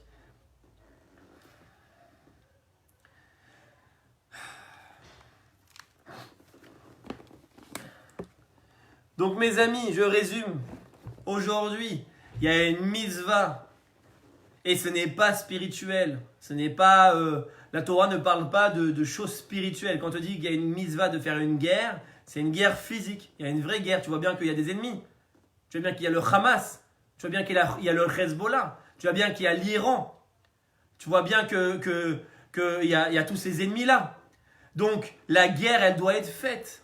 Et plus tu restes dans une spiritualité, plus il se renforce. C'est pour ça, mes amis, que je répète le début du cours. Amalek, il a attaqué le Vavhe du nom divin. Il a coupé le nom divin en deux. Et il est resté que le Yudke, qui sont le Yudke, je répète, les trois Sphirot, Keter, Chorma, Bina, qui sont uniquement spirituels, les Gimel, Rishonot. Et ça, il n'a pas attaqué. Donc, quand tu es spirituel, Amalek, ça ne te dérange pas. Par contre, quand tu parles de guerre physique et de matérialisation, quand tu es dans le Vavhe, qui sont les 7 Sphirot matériels, les Zayin Tartonot, alors là, Amalek, il a attaqué ça. Et c'est pour ça que, regardez comment c'est beau, David Ameller, dans le Tehilim 132, dans le verset 13, il dit Ki bachar Adonai bet Sion, Dieu il a choisi de s'installer à Sion, à Jérusalem, et nulle part ailleurs d'autre. Il va les moshavlo. Et il s'interroge, c'est quoi Il va les moshavlo. Il va, on ne sait pas ce que ça veut dire. Aleph Vavhe. Les moshavlo, ça va lui revenir. Qu'est-ce qui va revenir à Dieu quand il s'installe à Sion? C'est-à-dire que quand le peuple juif va revenir à Sion et va se réinstaller à Jérusalem et va reconstruire Shlemut Haaretz, la grandeur, le grand Israël, alors il va les moshavlo. C'est quoi? Il va Aleph Vav He, nous dit David Ameller. Aleph, c'est le Aleph qui manque au Kissé, à la chaise, au trône divin, comme on l'a vu. Amalek, il a enlevé le Aleph, il restait que Kess et pas Kissé. Et Vav He, c'est les deux lettres du nom divin qui manquaient. Iva les moshavlo, Iva va revenir à Dieu, c'est-à-dire quoi? Iva, le Aleph va revenir à son trône, ça va plus être Kess mais Kissé. Et le Vav-E va revenir au nom divin, ce sera plus Yud-Ke-Ya, mais Yud-Ke-Vav-Ke. Et du coup, on retrouvera Shem Shalem et Kissé Shalem, le nom complet et le trône complet. Une des autres preuves que ce n'est pas juste une guerre spirituelle, mais aussi une guerre physique. Malheureusement, on n'étudie pas bien la Torah. C'est que mes amis, quand on est arrivé en Eretz Israël à l'époque de Yehoshua, que Yehoshua nous a fait rentrer en terre d'Israël et qu'à l'époque on croyait qu'on parlait à Dieu, que tout était évident. Qu'est-ce qui s'est passé? On nous raconte dans le Sefer Shoftim, au tout début du Sefer Shoftim, du livre des juges, qui suit donc le Sefer Yehoshua, qui suit le livre de Yehoshua, on nous dit là-bas au tout début, on nous dit que Dieu il avait donné une mitzvah, c'est quoi? C'est de chasser les habitants de la terre. Quand on sait que quand on arrive en terre d'Israël, une des mitzvahs essentielles, voire la première mitzvah quand on arrive en terre d'Israël, et on voit tellement à quel point on souffre du manquement à cette mitzvah aujourd'hui, c'est de chasser les habitants de la terre. Et au Sefer Shoftim, il y a écrit que ils nous lisent tout un passage en disant voilà, la tribu de Binyamin s'est installée à tel endroit et elle n'a pas chassé les habitants de la terre. Ils n'ont pas écouté la voix de Dieu. La tribu de Ménaché s'est installée à tel endroit et ils n'ont pas chassé. À l'époque aussi, ils n'avaient pas écouté. Dieu leur avait donné une mitzvah de chasser les habitants de la terre. Et à l'époque, ils n'avaient pas écouté. Pareil, comme aujourd'hui. Eh bien, mes amis, il dit que c'est la raison profonde pour laquelle les Beth Amikdash ont été détruits. C'est la source du problème. Pourquoi? Parce qu'à partir du moment où tu laisses vivre les Cananéens, etc., au milieu de toi, bah, tes enfants vont commencer à les fréquenter. Et donc, tu vas commencer à avoir des mariages d'assimilation. Et tu vas commencer à fréquenter leurs coutumes. Tu vas commencer à penser comme eux. Quand tu laisses les Arabes et les Palestiniens vivre au milieu de toi, eh bien, ils vont prendre tes filles juives en mariage. Comme on le voit aujourd'hui, c'est un fléau. Et ils vont commencer à vouloir t'apprendre à vivre comme eux. Et donc, il y a beaucoup de juifs qui se laissent influencer. Et donc, on nous dit que l'idolâtrie et la débauche, qui sont les fautes qui ont causé la destruction du premier temple, Gilou Yarayot, Shfichut Damim, Avodah Zara, ces trois choses-là qui ont détruit le premier temple, en vérité, on ne se pose pas la question, mais d'où on a appris ça? D'où on a appris d'être tueur? D'où on a appris l'idolâtrie? Et d'où on a appris la débauche? En vérité, la source, c'est qu'on n'avait pas écouté la mitzvah d'Hachem de les chasser, et donc on a laissé les peuples vivre parmi nous, et donc on a adopté au fur et à mesure leur culture, et on a été influencé, comme on le sait. Le juif est beaucoup plus influençable que les autres. Malheureusement, ça va beaucoup plus dans ce sens que dans l'autre. C'est souvent les goïms qui amènent les juifs à vivre comme eux, plutôt que les juifs à amener les goïms à vivre comme eux. Donc on voit bien qu'à l'époque, même Dieu avait demandé de faire ces mitzvot-là, de la guerre, etc. Et ils n'avaient pas écouté. Donc on voit bien que la mitzvah, elle est physique. Elle n'est pas spirituelle. Il faut sortir de Galout un jour. Voilà mes amis, Bezrat Hashem, qu'on comprenne ce message et qu'on comprenne que la guerre contre Amalek, elle est réelle, elle est actuelle, elle est moderne. Et de cette guerre dépend la venue du Mashiach. Bien sûr, le Mashiach, c'est lui qui va terminer la mitzvah, puisque c'est, comme on l'a expliqué, en tant que roi, qu'il a la mitzvah de faire la guerre contre Amalek. Mais à nous de commencer cette guerre, on l'a déjà commencé, mais à nous de la compléter, Et c'est pas une guerre uniquement pour être tranquille. Ça veut dire s'il n'y a pas d'attentat, alors tout va bien, on n'a pas besoin de récupérer la Judée-Samarie, on n'a pas besoin de faire la guerre contre Amalek, on n'a pas besoin. Mais non, mes amis, ce n'est pas une guerre, c'est pas une guerre de passage. La guerre contre Amalek, c'est une guerre idéologique de tout temps. C'est-à-dire que même si tout va bien, même si tu fais la fête, même si tu es en simcha, même s'il n'y a pas d'attentat, même si il n'y a pas de crise, même si tout est parfait, tu dois quand même combattre Amalek. Parce que c'est pour reconstruire le trône d'Hachem. Hachem, il t'a dit, tant qu'il existe ce mec-là, Amalek, mon trône est détruit et mon nom est détruit. Donc même si tu vis bien et que tu es tranquille et que tu vas à la synagogue et que tu fais toutes tes mitzvot et tout est bien, et il n'y a pas d'attentat, il n'y a rien, tu dois quand même faire la guerre. Tu dois quand même récupérer Shlemut Haaretz. C'est un idéal premier. C'est pas en fonction d'une situation. Malheureusement, le sionisme moderne a été conçu comme un sionisme temporel, c'est-à-dire en fonction d'une situation. Comme si l'État d'Israël c'était un État refuge pour fuir l'antisémitisme d'Europe. Mais si en Europe tout va bien d'un seul coup, comme dans la période des 30 Glorieuses, si en Europe tout va bien, il n'y a plus aucune raison. Je peux vivre mon judaïsme en dehors de la terre d'Israël, il n'y a pas de problème. C'est pas ça. Le sionisme est un idéal premier, une volonté première d'Hachem. Et la guerre contre Amalek qui est liée au retour à la terre d'Israël, c'est une guerre première. Ça veut dire que c'est un idéal constant et intemporel. Ça veut dire que même si tout va bien quand tu es à New York et que tu es le Rabbi Lubavitch, tu dois quand même monter en Israël et tu dois quand même faire la guerre contre Amalek. Vous comprenez? Il faut changer de mentalité. On a très mal conçu le sionisme aujourd'hui. Ce n'est pas un État refuge. L'État d'Israël n'est pas un État refuge. L'État d'Israël n'est pas un État refuge. Il faut bien se mettre dans la tête. On ne vient pas en Israël pour se réfugier. On ne fait pas l'alia parce qu'on a peur ou on fuit quelque chose. Ça, c'est une alia qui va malheureusement, qui n'est pas qualitative et qui amène dans beaucoup de cas à l'échec. Parce que l'alia n'est pas en réaction à quelque chose. L'alia, c'est pas parce que j'ai peur de l'antisémitisme ou que je fuis. Et si ça allait bien, alors j'irai pas en Israël. L'alia est un idéal premier dans la Torah.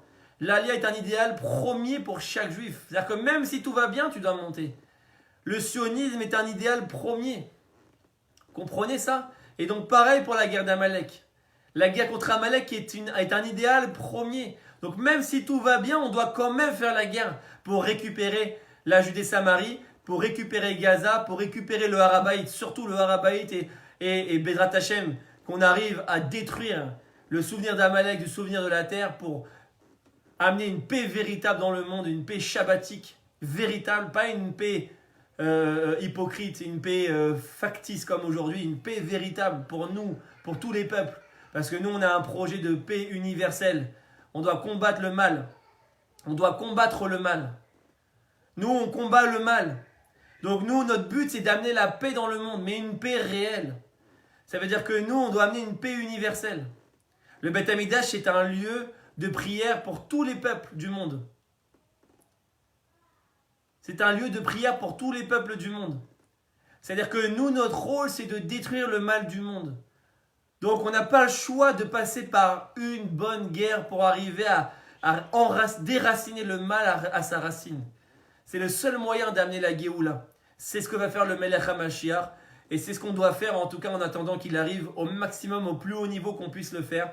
On doit faire la Heshtadout la plus grande. Bezrat Hashem, qu'on comprenne ces messages. Et qu'on arrive à amener la paix shabbatique dans le monde et à et à combattre tout ça. Je vois que il y a pas mal de remarques et de questions, donc je vais essayer de revenir pour essayer de développer.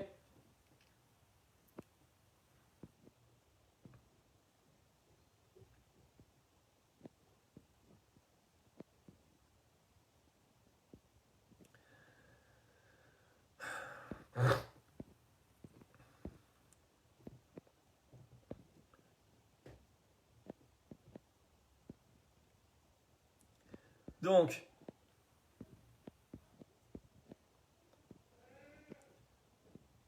voilà exactement, Samish Ben Seïd, c'est exactement ça.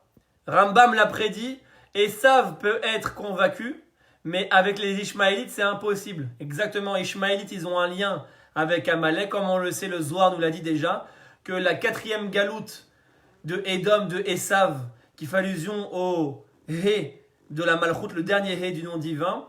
Et il y a une cinquième galoute en vérité, une cinquième exil qui fait allusion au Keter, qui fait allusion au Kotz du Yud. C'est le niveau le plus élevé, et c'est Ishmaël. C'est-à-dire que Ishmaël, il est opposé au dévoilement du Keter, et donc de la Malchut. Et donc Ishmaël a un lien avec Amalek. Et donc aujourd'hui, on le voit bien, l'ennemi qui représente Amalek dans le profil parfait tel que la Torah le décrit, c'est l'Iran aujourd'hui. C'est l'Iran, pourquoi? Parce qu'on l'a dit, l'Iran est foncièrement antisioniste et pas antisémite. Au contraire, elle aime les juifs chez eux, en galoute, en diaspora. Et elle est foncièrement antisioniste. Ça, c'est Amalek. Donc l'Iran est le symbole d'Amalek à détruire. Le Mashiach, il va faire la guerre à l'Iran, c'est inévitable. Et donc toutes les branches de l'Iran, c'est de l'amalécisme. Le Hezbollah, comme on sait, qui est financé par l'Iran, le Hamas qui est financé par l'Iran, l'autorité palestinienne qui est financée par l'Iran, toutes ces branches-là qui sont financées par l'Iran, qui sont finalement des branches de l'Iran, sont à caractère amalécite et donc doivent être détruites sans pitié. Alors bien évidemment, je précise, on ne parle pas des peuples. Je ne parle pas de tuer 1,5 million de gens. Par exemple à Gaza, on ne parle pas de détruire les peuples. Ici, on parle de détruire les dirigeants et les autorités. C'est-à-dire qu'il faut détruire l'organisation terroriste qui est le Hamas, il faut détruire l'organisation terroriste qui est le Hezbollah, il faut détruire le régime ayatollah de l'Iran. C'est ça la guerre contre Amalek, c'est pas d'exterminer les peuples. On n'est pas là pour exterminer des peuples, on est là pour détruire des autorités qui manipulent leur propre peuple. En vérité, nous-mêmes, en faisant ça, on va libérer les peuples arabes eux-mêmes du joug et de leur soumission à leurs autorités fanatiques qui les manipulent chaque jour et qui les incitent à la haine du juif. En vérité, les peuples eux-mêmes arabes, à Gaza, les Gazaouis, les Palestiniens, comme on les appelle, sont manipulés par les organisations qui les dirigent. Et c'est les organisations qui sont amalécites. C'est-à-dire que le rôle du dirigeant de l'État d'Israël et demain le Mashiach, essentiel, c'est pas de faire des petites guerres par-ci par-là, etc. C'est de détruire jusqu'au dernier, comme il a dit David, Velo Hashu Vatkalotam. À Sigem, Velo Hashu Vatkalotam. Dans le Tehillim 18, il a dit, je vais les poursuivre et je vais les détruire jusqu'au dernier. Les Amalécites, on doit les détruire jusqu'au dernier. Donc je précise, c'est très important. Amalek, ce sont les dirigeants et les organisations terroristes qui appellent à l'antisionisme farouche.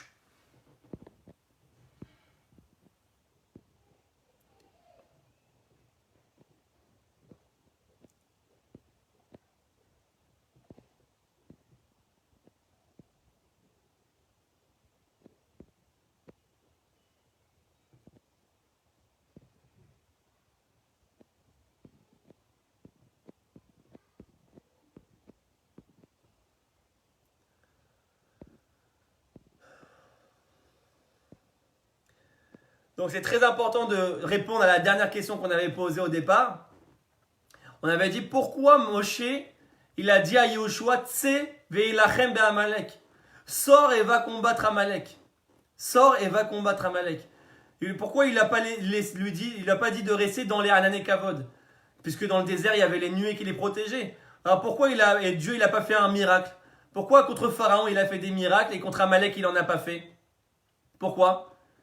Parce qu'en vérité, c'est ce qu'on a expliqué dans tous les cours, que la malchoute, la royauté d'Hachem, elle est liée au nom Elohim, et pas au nom Yudke Vavke, au nom Elohim. Et Elohim, c'est Gematria Hateva, 86, la nature. Et on avait expliqué justement que la Malchut, c'est le dévoilement de la Géoula par les voies naturelles. On ne va pas revenir sur cette notion qu'on a déjà parlé dans le cours sur la Parashat Vayera. Mais en vérité, on comprend maintenant pourquoi Amalek, il a fallu le combattre de cette manière, parce qu'on explique que Amalek, c'est le combattant de la Malchut d'Hachem. Donc si la Malchut, elle se dévoile par les voies naturelles, et plus par les miracles, alors Amalek, il va falloir le combattre aussi par les voies naturelles. Puisqu'on a dit que la Géoula finale dépend de la tombée d'Amalek. Et la Géoula finale vient par les voies naturelles. C'est pour ça que Moshe, il dit à Yoshua, sors des Hanan et Kavod. Hachem ne fera plus de miracles. Parce que contre Pharaon, il a fait des miracles pour nous sauver. Mais contre Amalek, qui lui, c'est le projet de la Malchut qui est en jeu. Alors, vu que la Malchut, vous devez la construire par les voies naturelles, il vous faut un homme qui vienne et qui fasse la guerre avec l'épée. Comme il y a écrit les filles Kharev, que Yoshua il est sorti faire la guerre avec l'épée. Donc ça, c'est la raison pour laquelle. Et donc aujourd'hui, je vois, Shavuatov, Mashiach priera comme Moshe, priera avec les bras, les lèvres, et Josué fera le reste. Certes, la victoire dépend de la prière de Mashiach. Alors ça aussi, c'est une incompréhension de ce que c'est Mashiach. Parce que comme on le sait et que je l'explique dans certains cours, Mashiach est du côté de la Malchut et non de la spiritualité. C'est-à-dire que Moshe représente le modèle du tzaddik et David représente le modèle de la Malchut.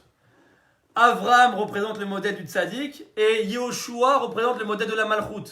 Yehoshua, comme on le sait, il fait allusion à la lune. Pnei Moshe qui est Pnei Chama et Pnei Yehoshua qui est Pnei Levana. Le Moshe fait allusion, la face de Moshe c'est la face du soleil et la face de Yehoshua c'est la face de la lune.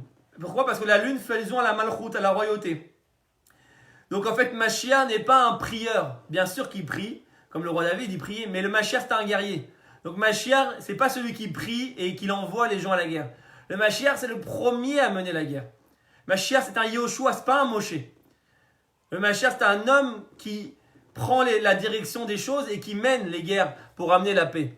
Donc il ne faut pas confondre Moshe et Mashiach. Moshe n'est pas Mashiach et Mashiach n'est pas Moshe. Moshe, c'est un tzaddik et Mashiach, c'est un Meler. Ça n'a rien à voir. C'est deux rôles qui sont complètement différents.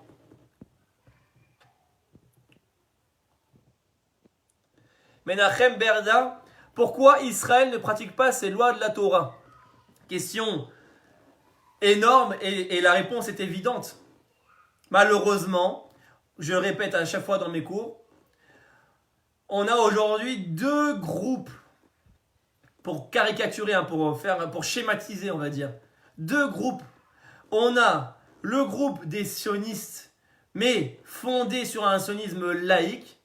Ça veut dire un sionisme déconnecté des notions de la Torah et de la religion. C'est comme ça que le sionisme s'est fondé, le sionisme moderne avec Herzl, Ben Gurion et tous les dirigeants.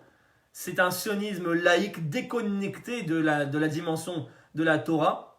C'est-à-dire qu'à tel point que la terre d'Israël, on est prêt à la partager, puisque la terre d'Israël, finalement, il n'y a aucune notion de sainteté dans le sionisme actuel dans la terre d'Israël. La terre d'Israël n'est pas une terre sainte. J'aurais pu faire... Vu que l'État d'Israël n'est qu'un État refuge, je peux faire un État d'Israël en Ouganda, je peux le faire en Argentine, comme ils ont voulu le faire au départ. Il n'y a pas de notion de sainteté à la terre. Pourquoi? Parce qu'on a déconnecté le sionisme et la Torah. Et l'autre groupe qui est responsable de cette déconnexion, c'est le monde de la Torah lui-même. Parce que le monde de la Torah reste dans une dimension spirituelle et religieuse et déconnectée de la réalité.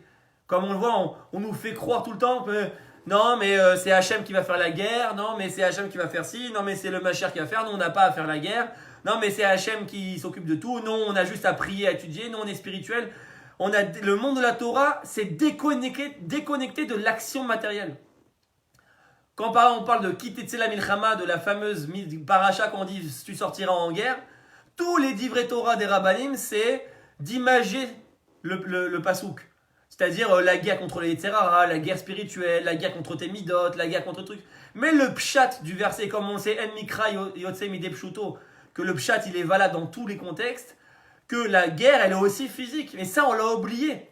C'est pour ça qu'Israël ne pratique pas cette loi de Torah. Parce que d'un côté, on a un monde sioniste qui gère l'État, mais qui est complètement déconnecté des lois de la Torah. Et de l'autre côté, le monde qui est connecté aux lois de la Torah, Il ne veut pas s'intéresser à la politique. Et il ne veut pas s'intéresser à l'action matérielle. Et il ne veut pas s'intéresser à la guerre. Il a peur de faire la guerre. Il a peur d'agir. Il a peur d'entreprendre. Il préfère que ce soit Mashiach et Hachem qui fassent les choses. Mais en vérité, c'est une fuite. En vérité, c'est parce qu'ils ont peur. Et regardez le chidouche que la Kabbalah elle nous dit. Amalek, Gematria 240. C'est la Gematria du mot Safek, le doute. Voilà. Voilà comment Amalek existe, en nous mettant le doute. Comme je viens de vous le dire, pourquoi le monde de la Torah ne construit pas Israël et ne prend pas le pouvoir en Israël pour façonner l'état d'Israël selon la Torah? Parce qu'ils ont peur, en vérité, c'est le doute. Est-ce que tu crois vraiment que Hachem est là avec toi? Parce que quand tu pries à la synagogue et que tu étudies la Torah à la synagogue, avec ton petit café, c'est facile de dire je crois en Dieu. Mais quand il faut sortir faire la guerre et mettre ta vie en jeu, là, la vraie émouna, elle commence. Et c'est exactement ce qu'il y a écrit. C'est ce qu'ils ont dit le peuple juif. Regardez, pourquoi Amalek il est venu? Comment Amalek il est arrivé? Qu'est-ce qu'ils ont dit le peuple juif? Haïm yesh Hashem bekirbenu im haïn. Est-ce que Dieu est parmi nous? Ils ont posé cette question. Ils ont dit, est-ce que Dieu est parmi nous? Voilà la raison pour laquelle Amalek existe encore aujourd'hui. Pourquoi on n'a pas la Géoula? Parce que le monde de la Torah, qui est le monde qui est censé être connecté aux lois de la Torah, qui est censé être connecté à la Emouna absolue en Hachem, le monde de la Torah n'est pas capable de se prendre en main et d'agir parce qu'on a peur. En vérité, on ne croit pas vraiment en Hachem. Oui, je vous dis, mes amis, même si on a une barbe comme ça et un chapeau comme ça, en vérité, on ne croit pas en Hachem. On croit en Hachem quand ça ne nous met pas en danger. On croit en Hachem quand on doit étudier la Torah et boire son petit café du matin. Ah, ça va, c'est pas trop dur de croire en Hachem. Mais quand il faut sortir en guerre, quand il faut rentrer dans la mer, comme Narshon, quand il faut, qu'on l'a vu dans cette paracha, quand il faut prendre les armes, quand il faut sortir, combattre le mal, là il faut une vraie émouna, mes amis. Ce n'est plus du tout la même émouna que juste prier et étudier. C'est pas du tout le même niveau d'émouna. Et c'est pour ça qu'il y a très peu d'hommes, voire même personne aujourd'hui, qui a le niveau de ce que je vous dis. C'est pour ça qu'Amalek, il se régale aujourd'hui. Amalek, il est ultra puissant. Amalek se régale, comme on le voit aujourd'hui, dans le monde actuel. Aujourd'hui, Amalek, il a les pleins pouvoirs. Parce que non seulement l'idéologie amalécite antisioniste est répandue chez nos ennemis extérieurs, mais je ne vous raconte même pas de l'Amalek intérieur. Parce qu'en vérité, même chez les Juifs, dans notre peuple, on a des Amalécites. Comme on le voit avec les institutions, aujourd'hui en Israël, la Cour suprême, l'extrême gauche, les médias qui incitent à la haine de la religion, les médias qui incitent toute la journée qui désinforment et qui manipulent pour généraliser, pour décrédibiliser une communauté entière, toute la religion. Pourquoi vous croyez qu'ils s'attaquent aux religieux? Toute la journée, ils pensent qu'à ça. Et les religieux. Vous allumez la télé israélienne toute la journée, vous avez vu les religieux, qu'est-ce qu'ils ont fait? Vous avez vu les religieux, ils ont fait ça. Les religieux ont fait ça. Les religieux sont pas bien. Toute la journée, ça parle des religieux. On parle que de Bnei Brak à la télé. Dès que j'allume la télé israélienne, on parle de Bnei Brak. Croyez pourquoi ça? Parce qu'Amalek, il a les pleins pouvoirs. Et pourquoi il a les pleins pouvoirs? Parce que personne ne se lève pour le combattre, tout simplement. Et pourquoi personne ne se lève pour le combattre? Ça fait qu'on a le doute dans notre cœur. On ne croit pas vraiment à Hachem.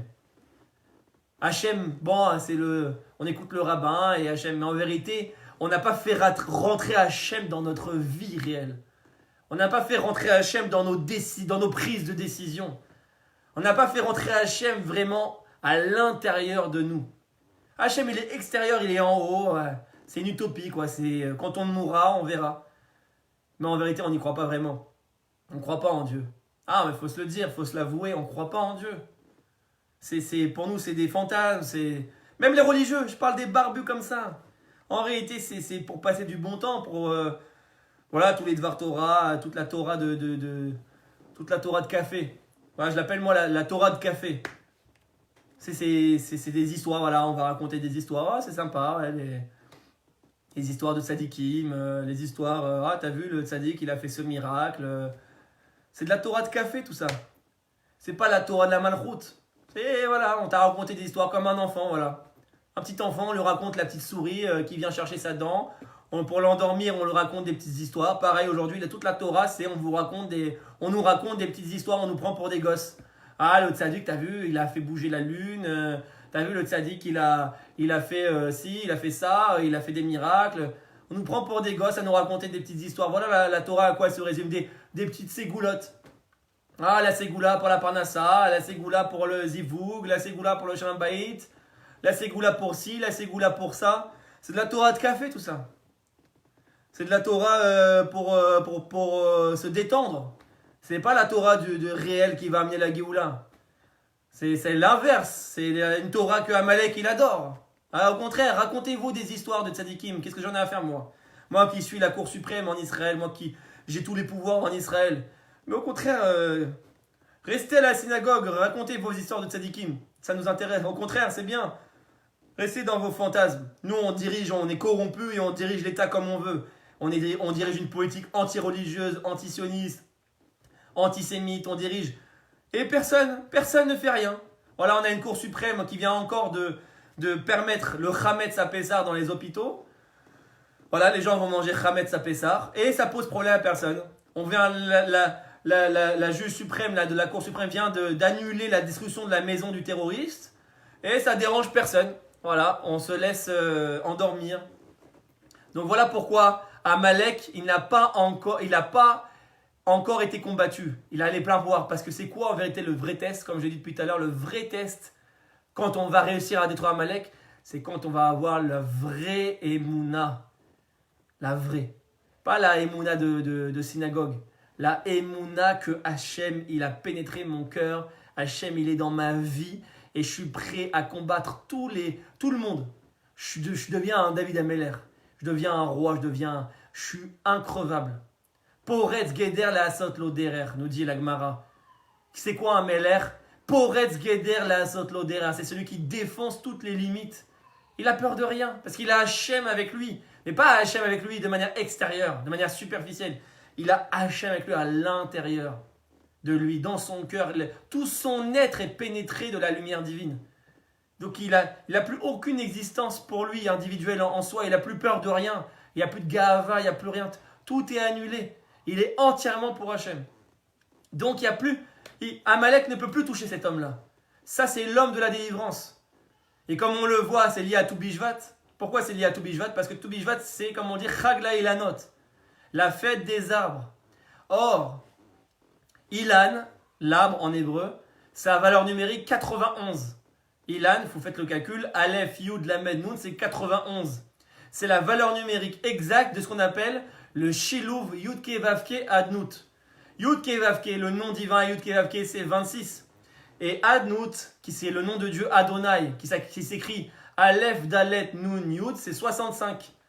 Et si on allie les deux, Yudke Vavke et Adonai, ça fait 65 plus 26, 91. Ça veut dire que le secret de l'arbre, c'est l'unité entre la dimension céleste d'Hachem et la dimension terrestre d'Hachem. C'est-à-dire que maintenant, on fait descendre Hachem dans la réalité réelle. Et c'est pour ça qu'on dit qu'il y a Adam à Etzasadeh.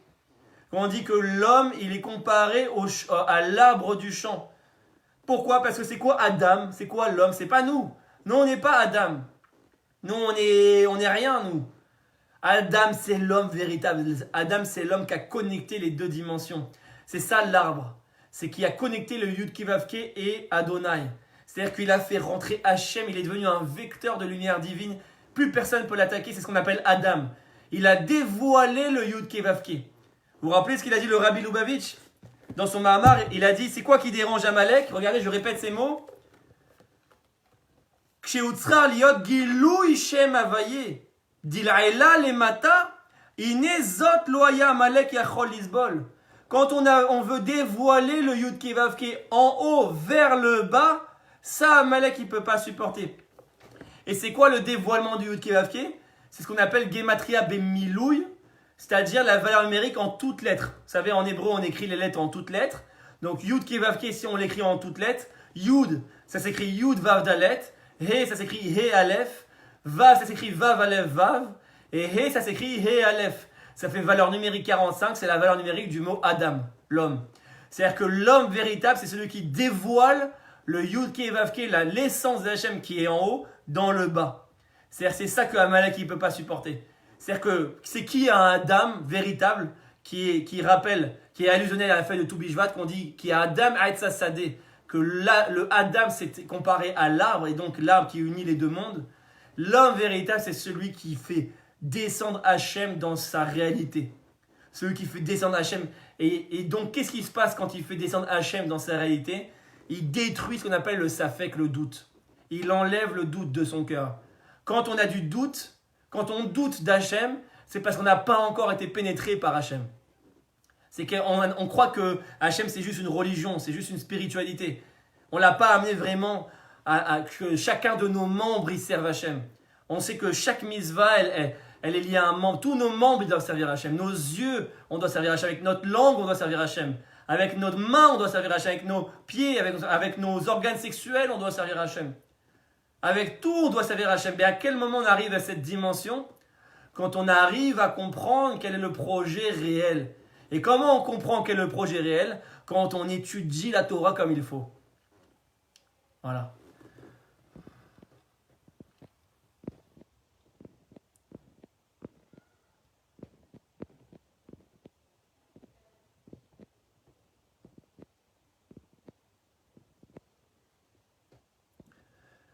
Merci pour la clarification de l'exemple entre Moshe et Mashiach. Je croyais que le Mashiach de Joseph sera le guerrier et le Mashiach de Yehuda sera le tzaddik. Eh bien, mon ami, c'est tout à fait l'inverse. C'est le Mashiach de Yosef qui est le tzaddik et c'est le Mashiach de David qui est le guerrier. Puisque comme on le sait, Yosef est appelé Yosef HaTzadik. Yosef est le modèle de la tzidkout et c'est Yehuda, son frère, qui est le modèle de la malchout. Yosef n'est pas le modèle de la malchout. Yosef est le modèle de la tzidkout. Yosef HaTzadik. Donc Mashiach ben Yosef, c'est le tzaddik. C'est pour ça qu'on dit par exemple que le Rabbi Lubavitch aurait pu être Mashiach ben Yosef ou que d'autres. Mais l'avis le plus généralisé aujourd'hui, c'est de dire que le Rabbi Lubavitch a été Mashiach ben Yosef. Moi personnellement, je ne sais pas, je ne peux pas vous l'affirmer, mais disons que c'est un avis qui est répandu. Mais ça n'a rien à voir avec Mashiach ben David. Ceux qui vous disent que le Rabbi c'est Mashiach ben David, ils n'ont rien compris à la Torah. Parce que Mashiach ben David n'est pas du modèle de la tzidkout. Mashiach ben David est du modèle de la malchout. C'est-à-dire que c'est David son inspirateur, c'est David son modèle, l'homme guerrier. Donc il faut bien comprendre ces notions et pas les inverser. C'est très important, Samish.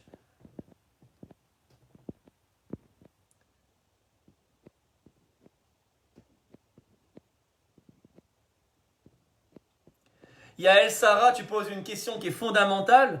Pourquoi devrions-nous payer pour ces gauchos, pour ce Erev Rav? C'est très important à comprendre. Il faut comprendre que le Adam, véritable l'homme qui est pénétré par Hachem, il comprend qu'en vérité, rien n'est blanc, rien n'est noir. Tout vient en vérité de nous. En vérité, comme il disait d'ailleurs Albert Einstein, si le mal existe, c'est parce que le bien ne fait rien pour le détruire. Parce que quand tu es un homme bien, un homme du bien, alors tu te dis non mais moi je suis supérieur, je suis plus moral, je ne vais pas combattre le mal par le mal, moi je suis bon, moi je suis un homme bon, donc pourquoi on va faire la guerre? Eux ils font la guerre, eux c'est des terroristes, eux c'est des gauchos, eux c'est du Erev Rav, eux ils sont mauvais mais nous on est bons. Donc c'est ça le paradoxe, c'est que quand tu es un homme du bien, tu ne peux pas détruire le mal, parce que pour détruire le mal, il faut prendre les mêmes armes que lui, et donc il faut que tu deviennes quelque part un peu mauvais toi aussi. Et c'est ça que la gauche refuse de faire. C'est qu'ils disent non mais nous on est supérieurs moralement, nous on va pas tuer les terroristes, on va les soigner, on est bon, on va pas faire comme eux, on va pas s'abaisser à leur niveau. Et donc le bien ne peut pas combattre le mal tant qu'il reste bien en lui-même. C'est ça le problème essentiel. C'est que le mal domine le monde parce que le bien est bien. Et donc le bien ne combat pas le mal. Il n'y a que le mal qui a qui n'a aucune pitié, aucune morale qui peut dominer le monde. C'est pour ça que le secret de la Géoula, c'est Akol Kol Yaakov Vayadaim Yede Esav. La voix de Yaakov mais les mains de Esav, c'est-à-dire l'unité entre l'intériorité qui est bonne, mais tu dois être capable d'avoir les mains de Esav. C'est pour ça que le roi David était rouquin comme Esav. Que même Shmuel Hanavi, il n'avait pas compris ce secret-là quand le prophète Shmuel a été envoyé par Dieu pour nommer le roi David. Il a dit mais il est rouquin comme Esav, c'est un guerrier, c'est un meurtrier. Et Dieu lui répond mais oui, mais comment tu veux combattre le mal?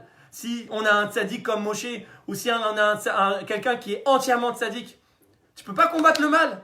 Si tu veux faire disparaître le mal, si tu veux faire disparaître la gauche, si tu veux faire disparaître le Erev Rav, il faut sortir des synagogues. Il faut arrêter d'être juste un rabbin qui raconte des livrets Torah. Ça c'est pour faire du bien. Ça c'est pour développer la morale. Ça c'est pour développer le Shalom Bayit. Mais pour faire la guerre et faire disparaître la gauche, le Erev Rav, les Arabes qui nous entourent, tu peux prier des millénaires, ça ne changera rien. Il faut que tu prennes les armes. Et donc pour ça, il faut que tu aies les mains de Esav. Même si ton intériorité c'est Yaakov, il faut que tu aies les mains de Esav. Et ça, c'est l'homme de la Géoula. C'est celui qui arrive à avoir les deux dimensions. C'est-à-dire qu'intérieurement, il est entièrement bon, mais il est capable d'avoir les mains de Esav. C'est ça le roi David. Pour combattre Esav lui-même. Donc en vérité, si la gauche et le Révrave et tout ça existent, c'est parce qu'en vérité, c'est à cause de nous. Pourquoi on paye pour eux? C'est pas qu'on paye pour eux, c'est qu'on paye parce qu'on les laisse exister. Hachem nous a donné la misva de les détruire. Et nous, on croit que c'est Hachem qui va faire la chose. Mais Hachem t'a dit, je te donne une misva, tu crois que c'est moi qui vais la faire à ta place? C'est comme si tu avais dit à Hachem, il te donne une misva de mettre les téphilines. Tu dis non, mais c'est Hachem, il va me mettre les téphilines. Mais t'es devenu fou. Hachem va nous faire la guerre. Mais c'est Hachem qui t'a donné la misva de faire la guerre. Mais si tu la fais pas, t'es responsable. Hachem, il t'a dit, voilà comment tu vas amener la paix, voilà comment tu vas avoir une vraie Géoula, voilà comment tu auras le bien, voilà comment tout ira mieux. Il te donne la misva de faire la guerre contre Amalek.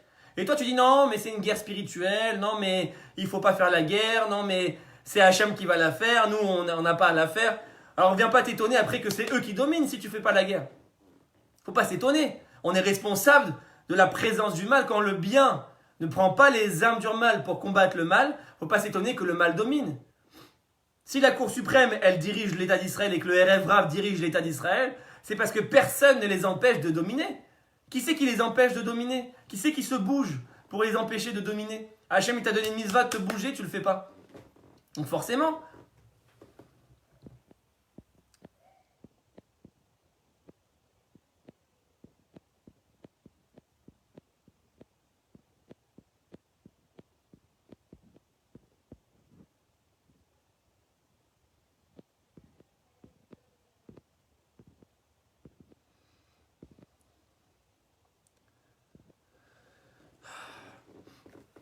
Quelle est la solution? Je vais répondre et conclure sur cette notion. Comment c'est? Quelle est la solution? Et je le dis dans tous mes cours. La seule et unique solution, mes amis, c'est de sortir de la Torah de Galout. La Torah qui nous dit rester des moutons spirituels, etc. De rentrer dans la Torah de Malchut, c'est-à-dire de rentrer dans un combat politique. C'est ça la seule et unique solution. Il faut amener la Torah au pouvoir en Israël. Et attention, ne confondez pas avec les partis religieux, comme le Chasse, ou il y a d'autres Torah qui, eux, ne mènent pas le combat de la Torah de la Malchut. Eux rentrent en politique pour avoir des fonds pour les yeshivot, qui est bien, c'est essentiel. Et il faut financer les yeshivot, il faut financer la Torah, il faut financer l'étude de la Torah, il faut financer les prières, il faut financer les avrechim. C'est bien, mais à aucun moment ils veulent combattre pour la Torah de la Malchut. Donc la seule solution, c'est de combattre la Torah, de combattre la forme de l'État d'Israël actuel pour le changer, l'amener vers la Torah. Il faut que la Torah prenne le pouvoir. Et donc la seule solution, c'est de s'engager. S'engager pour changer les choses. Comme vous le savez, ceux qui ne savent pas, je me suis engagé en politique. Ceux qui sont intéressés pour en savoir plus sur ce projet, j'ai mis en lien un formulaire à remplir en lien à un secours. Remplissez ce formulaire avec votre nom, votre prénom, votre théodazéout et votre numéro de téléphone et je vous joindrai. Si vous êtes en France, eh bien, la première étape, la première solution, c'est de faire l'ALIA tout de suite et maintenant, avec les bons préparatifs. Mais dès que l'aéroport et les vols réouvrent, il faut faire votre ALIA en urgence. Comme je vous l'ai dit, c'est le début du combat contre Amalek. Tant qu'on est en dehors d'Eretz Israël, Amalek, il a les pleins pouvoirs. Donc chaque juif qui fait l'ALIA, chaque juif qui monte en Eretz Israël, il fait tomber un peu plus Amalek. Et pour les juifs qui habitent déjà Eretz Israël, il faut arrêter d'être passif et de juste se dire je suis venu en Eretz Israël pour juste travailler, avoir ma parnassa, mon confort, ma plage, mes kiffs, mon shopping, comme on vivait en France. Si tu es venu en Eretz Israël, c'est pour avoir une autre vie, un autre idéal, beaucoup pour t'élever dans la Torah. Sinon, il n'y a aucun intérêt à venir en Eretz Israël. Si tu vis ton judaïsme de la même manière en Israël qu'en France, quel intérêt? Quel intérêt? Si tu vis juste ton judaïsme comme en France avec ton petit kidouche du samedi midi, ton petit Shabbat, ton petit Dvar Torah du dimanche, ta petite boucherie, tes petits achats cachers. Si tu vis ton judaïsme de cette manière, pourquoi t'es monté en Eretz Israël? Donc si les juifs sont déjà en Eretz Israël, il faut s'investir, il faut arrêter d'être passif et il faut se dire que la communauté française, et je réponds par là même à Esther à Torah qui dit « Que pensez-vous, Rav, quand on dit que la Géoula viendra de Tzarfat ?» Il faut s'investir et je suis convaincu que la communauté francophone en Israël, qui aujourd'hui est une communauté très influente, est une communauté qui peut apporter des éléments essentiels à l'État d'Israël. Je suis convaincu que la communauté francophone peut créer ce bouleversement en Israël et d'amener la Géoula. Je suis convaincu que les Français seront les protagonistes de la Géoula, comme on sait, et j'avais fait un post là-dessus, que Tsarfat, c'est la Gematria 770, 770. La France, c'est pas pour rien parce que le Rabbi avait dit que la France, elle a un lien avec la Géoula. Comme on sait, Tsarfat, c'est l'acronyme de Paratsta. Paratsta qui vient du mot Poretz, Peretz, qui est Peretz, c'est le fils de Yehuda qui est l'ascendant du Mashiach, donc qui est relié à la Malchut, à la royauté, Peretz. Et Peretz à l'envers, c'est Tsarfat. Ça veut dire que les Français, on a un lien de Malchut en nous. Et on le voit, on est très révolutionnaire, plus que tout le monde. On est un peuple révolutionnaire. Regardez, même les Français, pas juifs, ils sont révolutionnaires. C'est eux qui ont fait la Révolution française. C'est eux qui ont coupé la tête du roi. Les Français, on a un caractère révolutionnaire. Alors des fois, c'est pas bien parce que ça fait qu'on se plaint tout le temps. Mais dans le bon côté, ça fait qu'on peut changer les choses. On a un caractère à vouloir toujours critiquer, donc changer, vouloir améliorer et changer les choses. Et on est une communauté qui est très sioniste. Et à grande majorité pratiquante et religieuse. Toutes les synagogues à Tel Aviv, c'est pratiquement que des francophones. Toutes les restaurants cachers à Tel Aviv, c'est pratiquement que des francophones. Nous, les francophones, on a ce ignan de transformer les choses. On n'a pas peur. Avant que les francophones arrivent, en Israël, il y avait les extrêmes. Soit tu étais ultra chiloni, soit tu étais ultra haredi. Tu avais soit le mec tatouage percé à Tel Aviv drogué, soit l'ultra orthodoxe péote, chapeau barbu qui sort pas de Mea Shearim. Et c'est pour ça qu'il y a une telle fissure sociale en Israël entre Chilonim et Haredim. Mais nous, en France, on ne connaît pas ça. Nous, on a un judaïsme qui est beaucoup plus sain. En France, on a un judaïsme équilibré. Nous, en France, on était tous juifs puisqu'on avait le rapport aux goïms. Donc, il y avait les goïms et les juifs. On ne connaissait pas toutes ces étiquettes et toutes ces fractures entre juifs. C'est propre à Israël, toutes ces fractures Haredim, Chilonim, etc. Nous, en France, on était juste tous juifs. On ne se posait pas de questions. On n'avait pas toutes ces fractures entre juifs. Nous, on était très unis, donc on est dans notre cœur, les francophones, on a un judaïsme très sain. Et on le voit même dans notre pratique. Dans notre pratique, on n'est pas à l'extrême, on n'est pas malsain, ultra haredi, barbu, chapeau, intolérant, renfermé sur lui-même. Non, on pratique, mais on est ouvert. On s'habille pas comme des ultra-orthodoxes. On ne pense pas comme des ultra-orthodoxes, on n'est pas enfermé à Mea Shearim ou à Bnei Brak et dire non mais moi je veux pas voir le monde extérieur, non moi je veux que étudier toute la journée. On a un modèle qui est beaucoup plus équilibré et on n'est pas non plus ultra chiloni, on est très attaché à la Torah, on a le respect des rabbanim, on est attaché à la cacheroute, au Shabbat, aux synagogues, aux tfilotes, on pratique, les Français dans la grande majorité pratiquent un judaïsme, mais il est dans le juste milieu. Et donc moi je suis convaincu que les francophones, qui aujourd'hui ne sont pas du tout impliqués politiquement en Israël, malheureusement, à tel point qu'on n'a aucune représentativité, pratiquement aucune, à part très récemment le nouveau député Yossi Tayeb au parti Chasse qui vient d'arriver à la Knesset, mais ça fait quand même depuis les années 60, 70 qu'il y a des aliotes françaises. Ça fait 40-50 ans que les Français font leur alia. Et pourtant, ça fait que même pas 6 mois qu'on a un député francophone. Je parle même pas de ministre, on n'a aucun ministre francophone alors que les Russes, ils ont leur ministre, les Éthiopiens, ils ont leur ministre. Nous, on n'a aucune représentativité politique.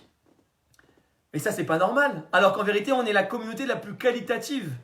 Les francophones, on a énormément de qualités et de choses à apporter à l'État d'Israël. Énormément.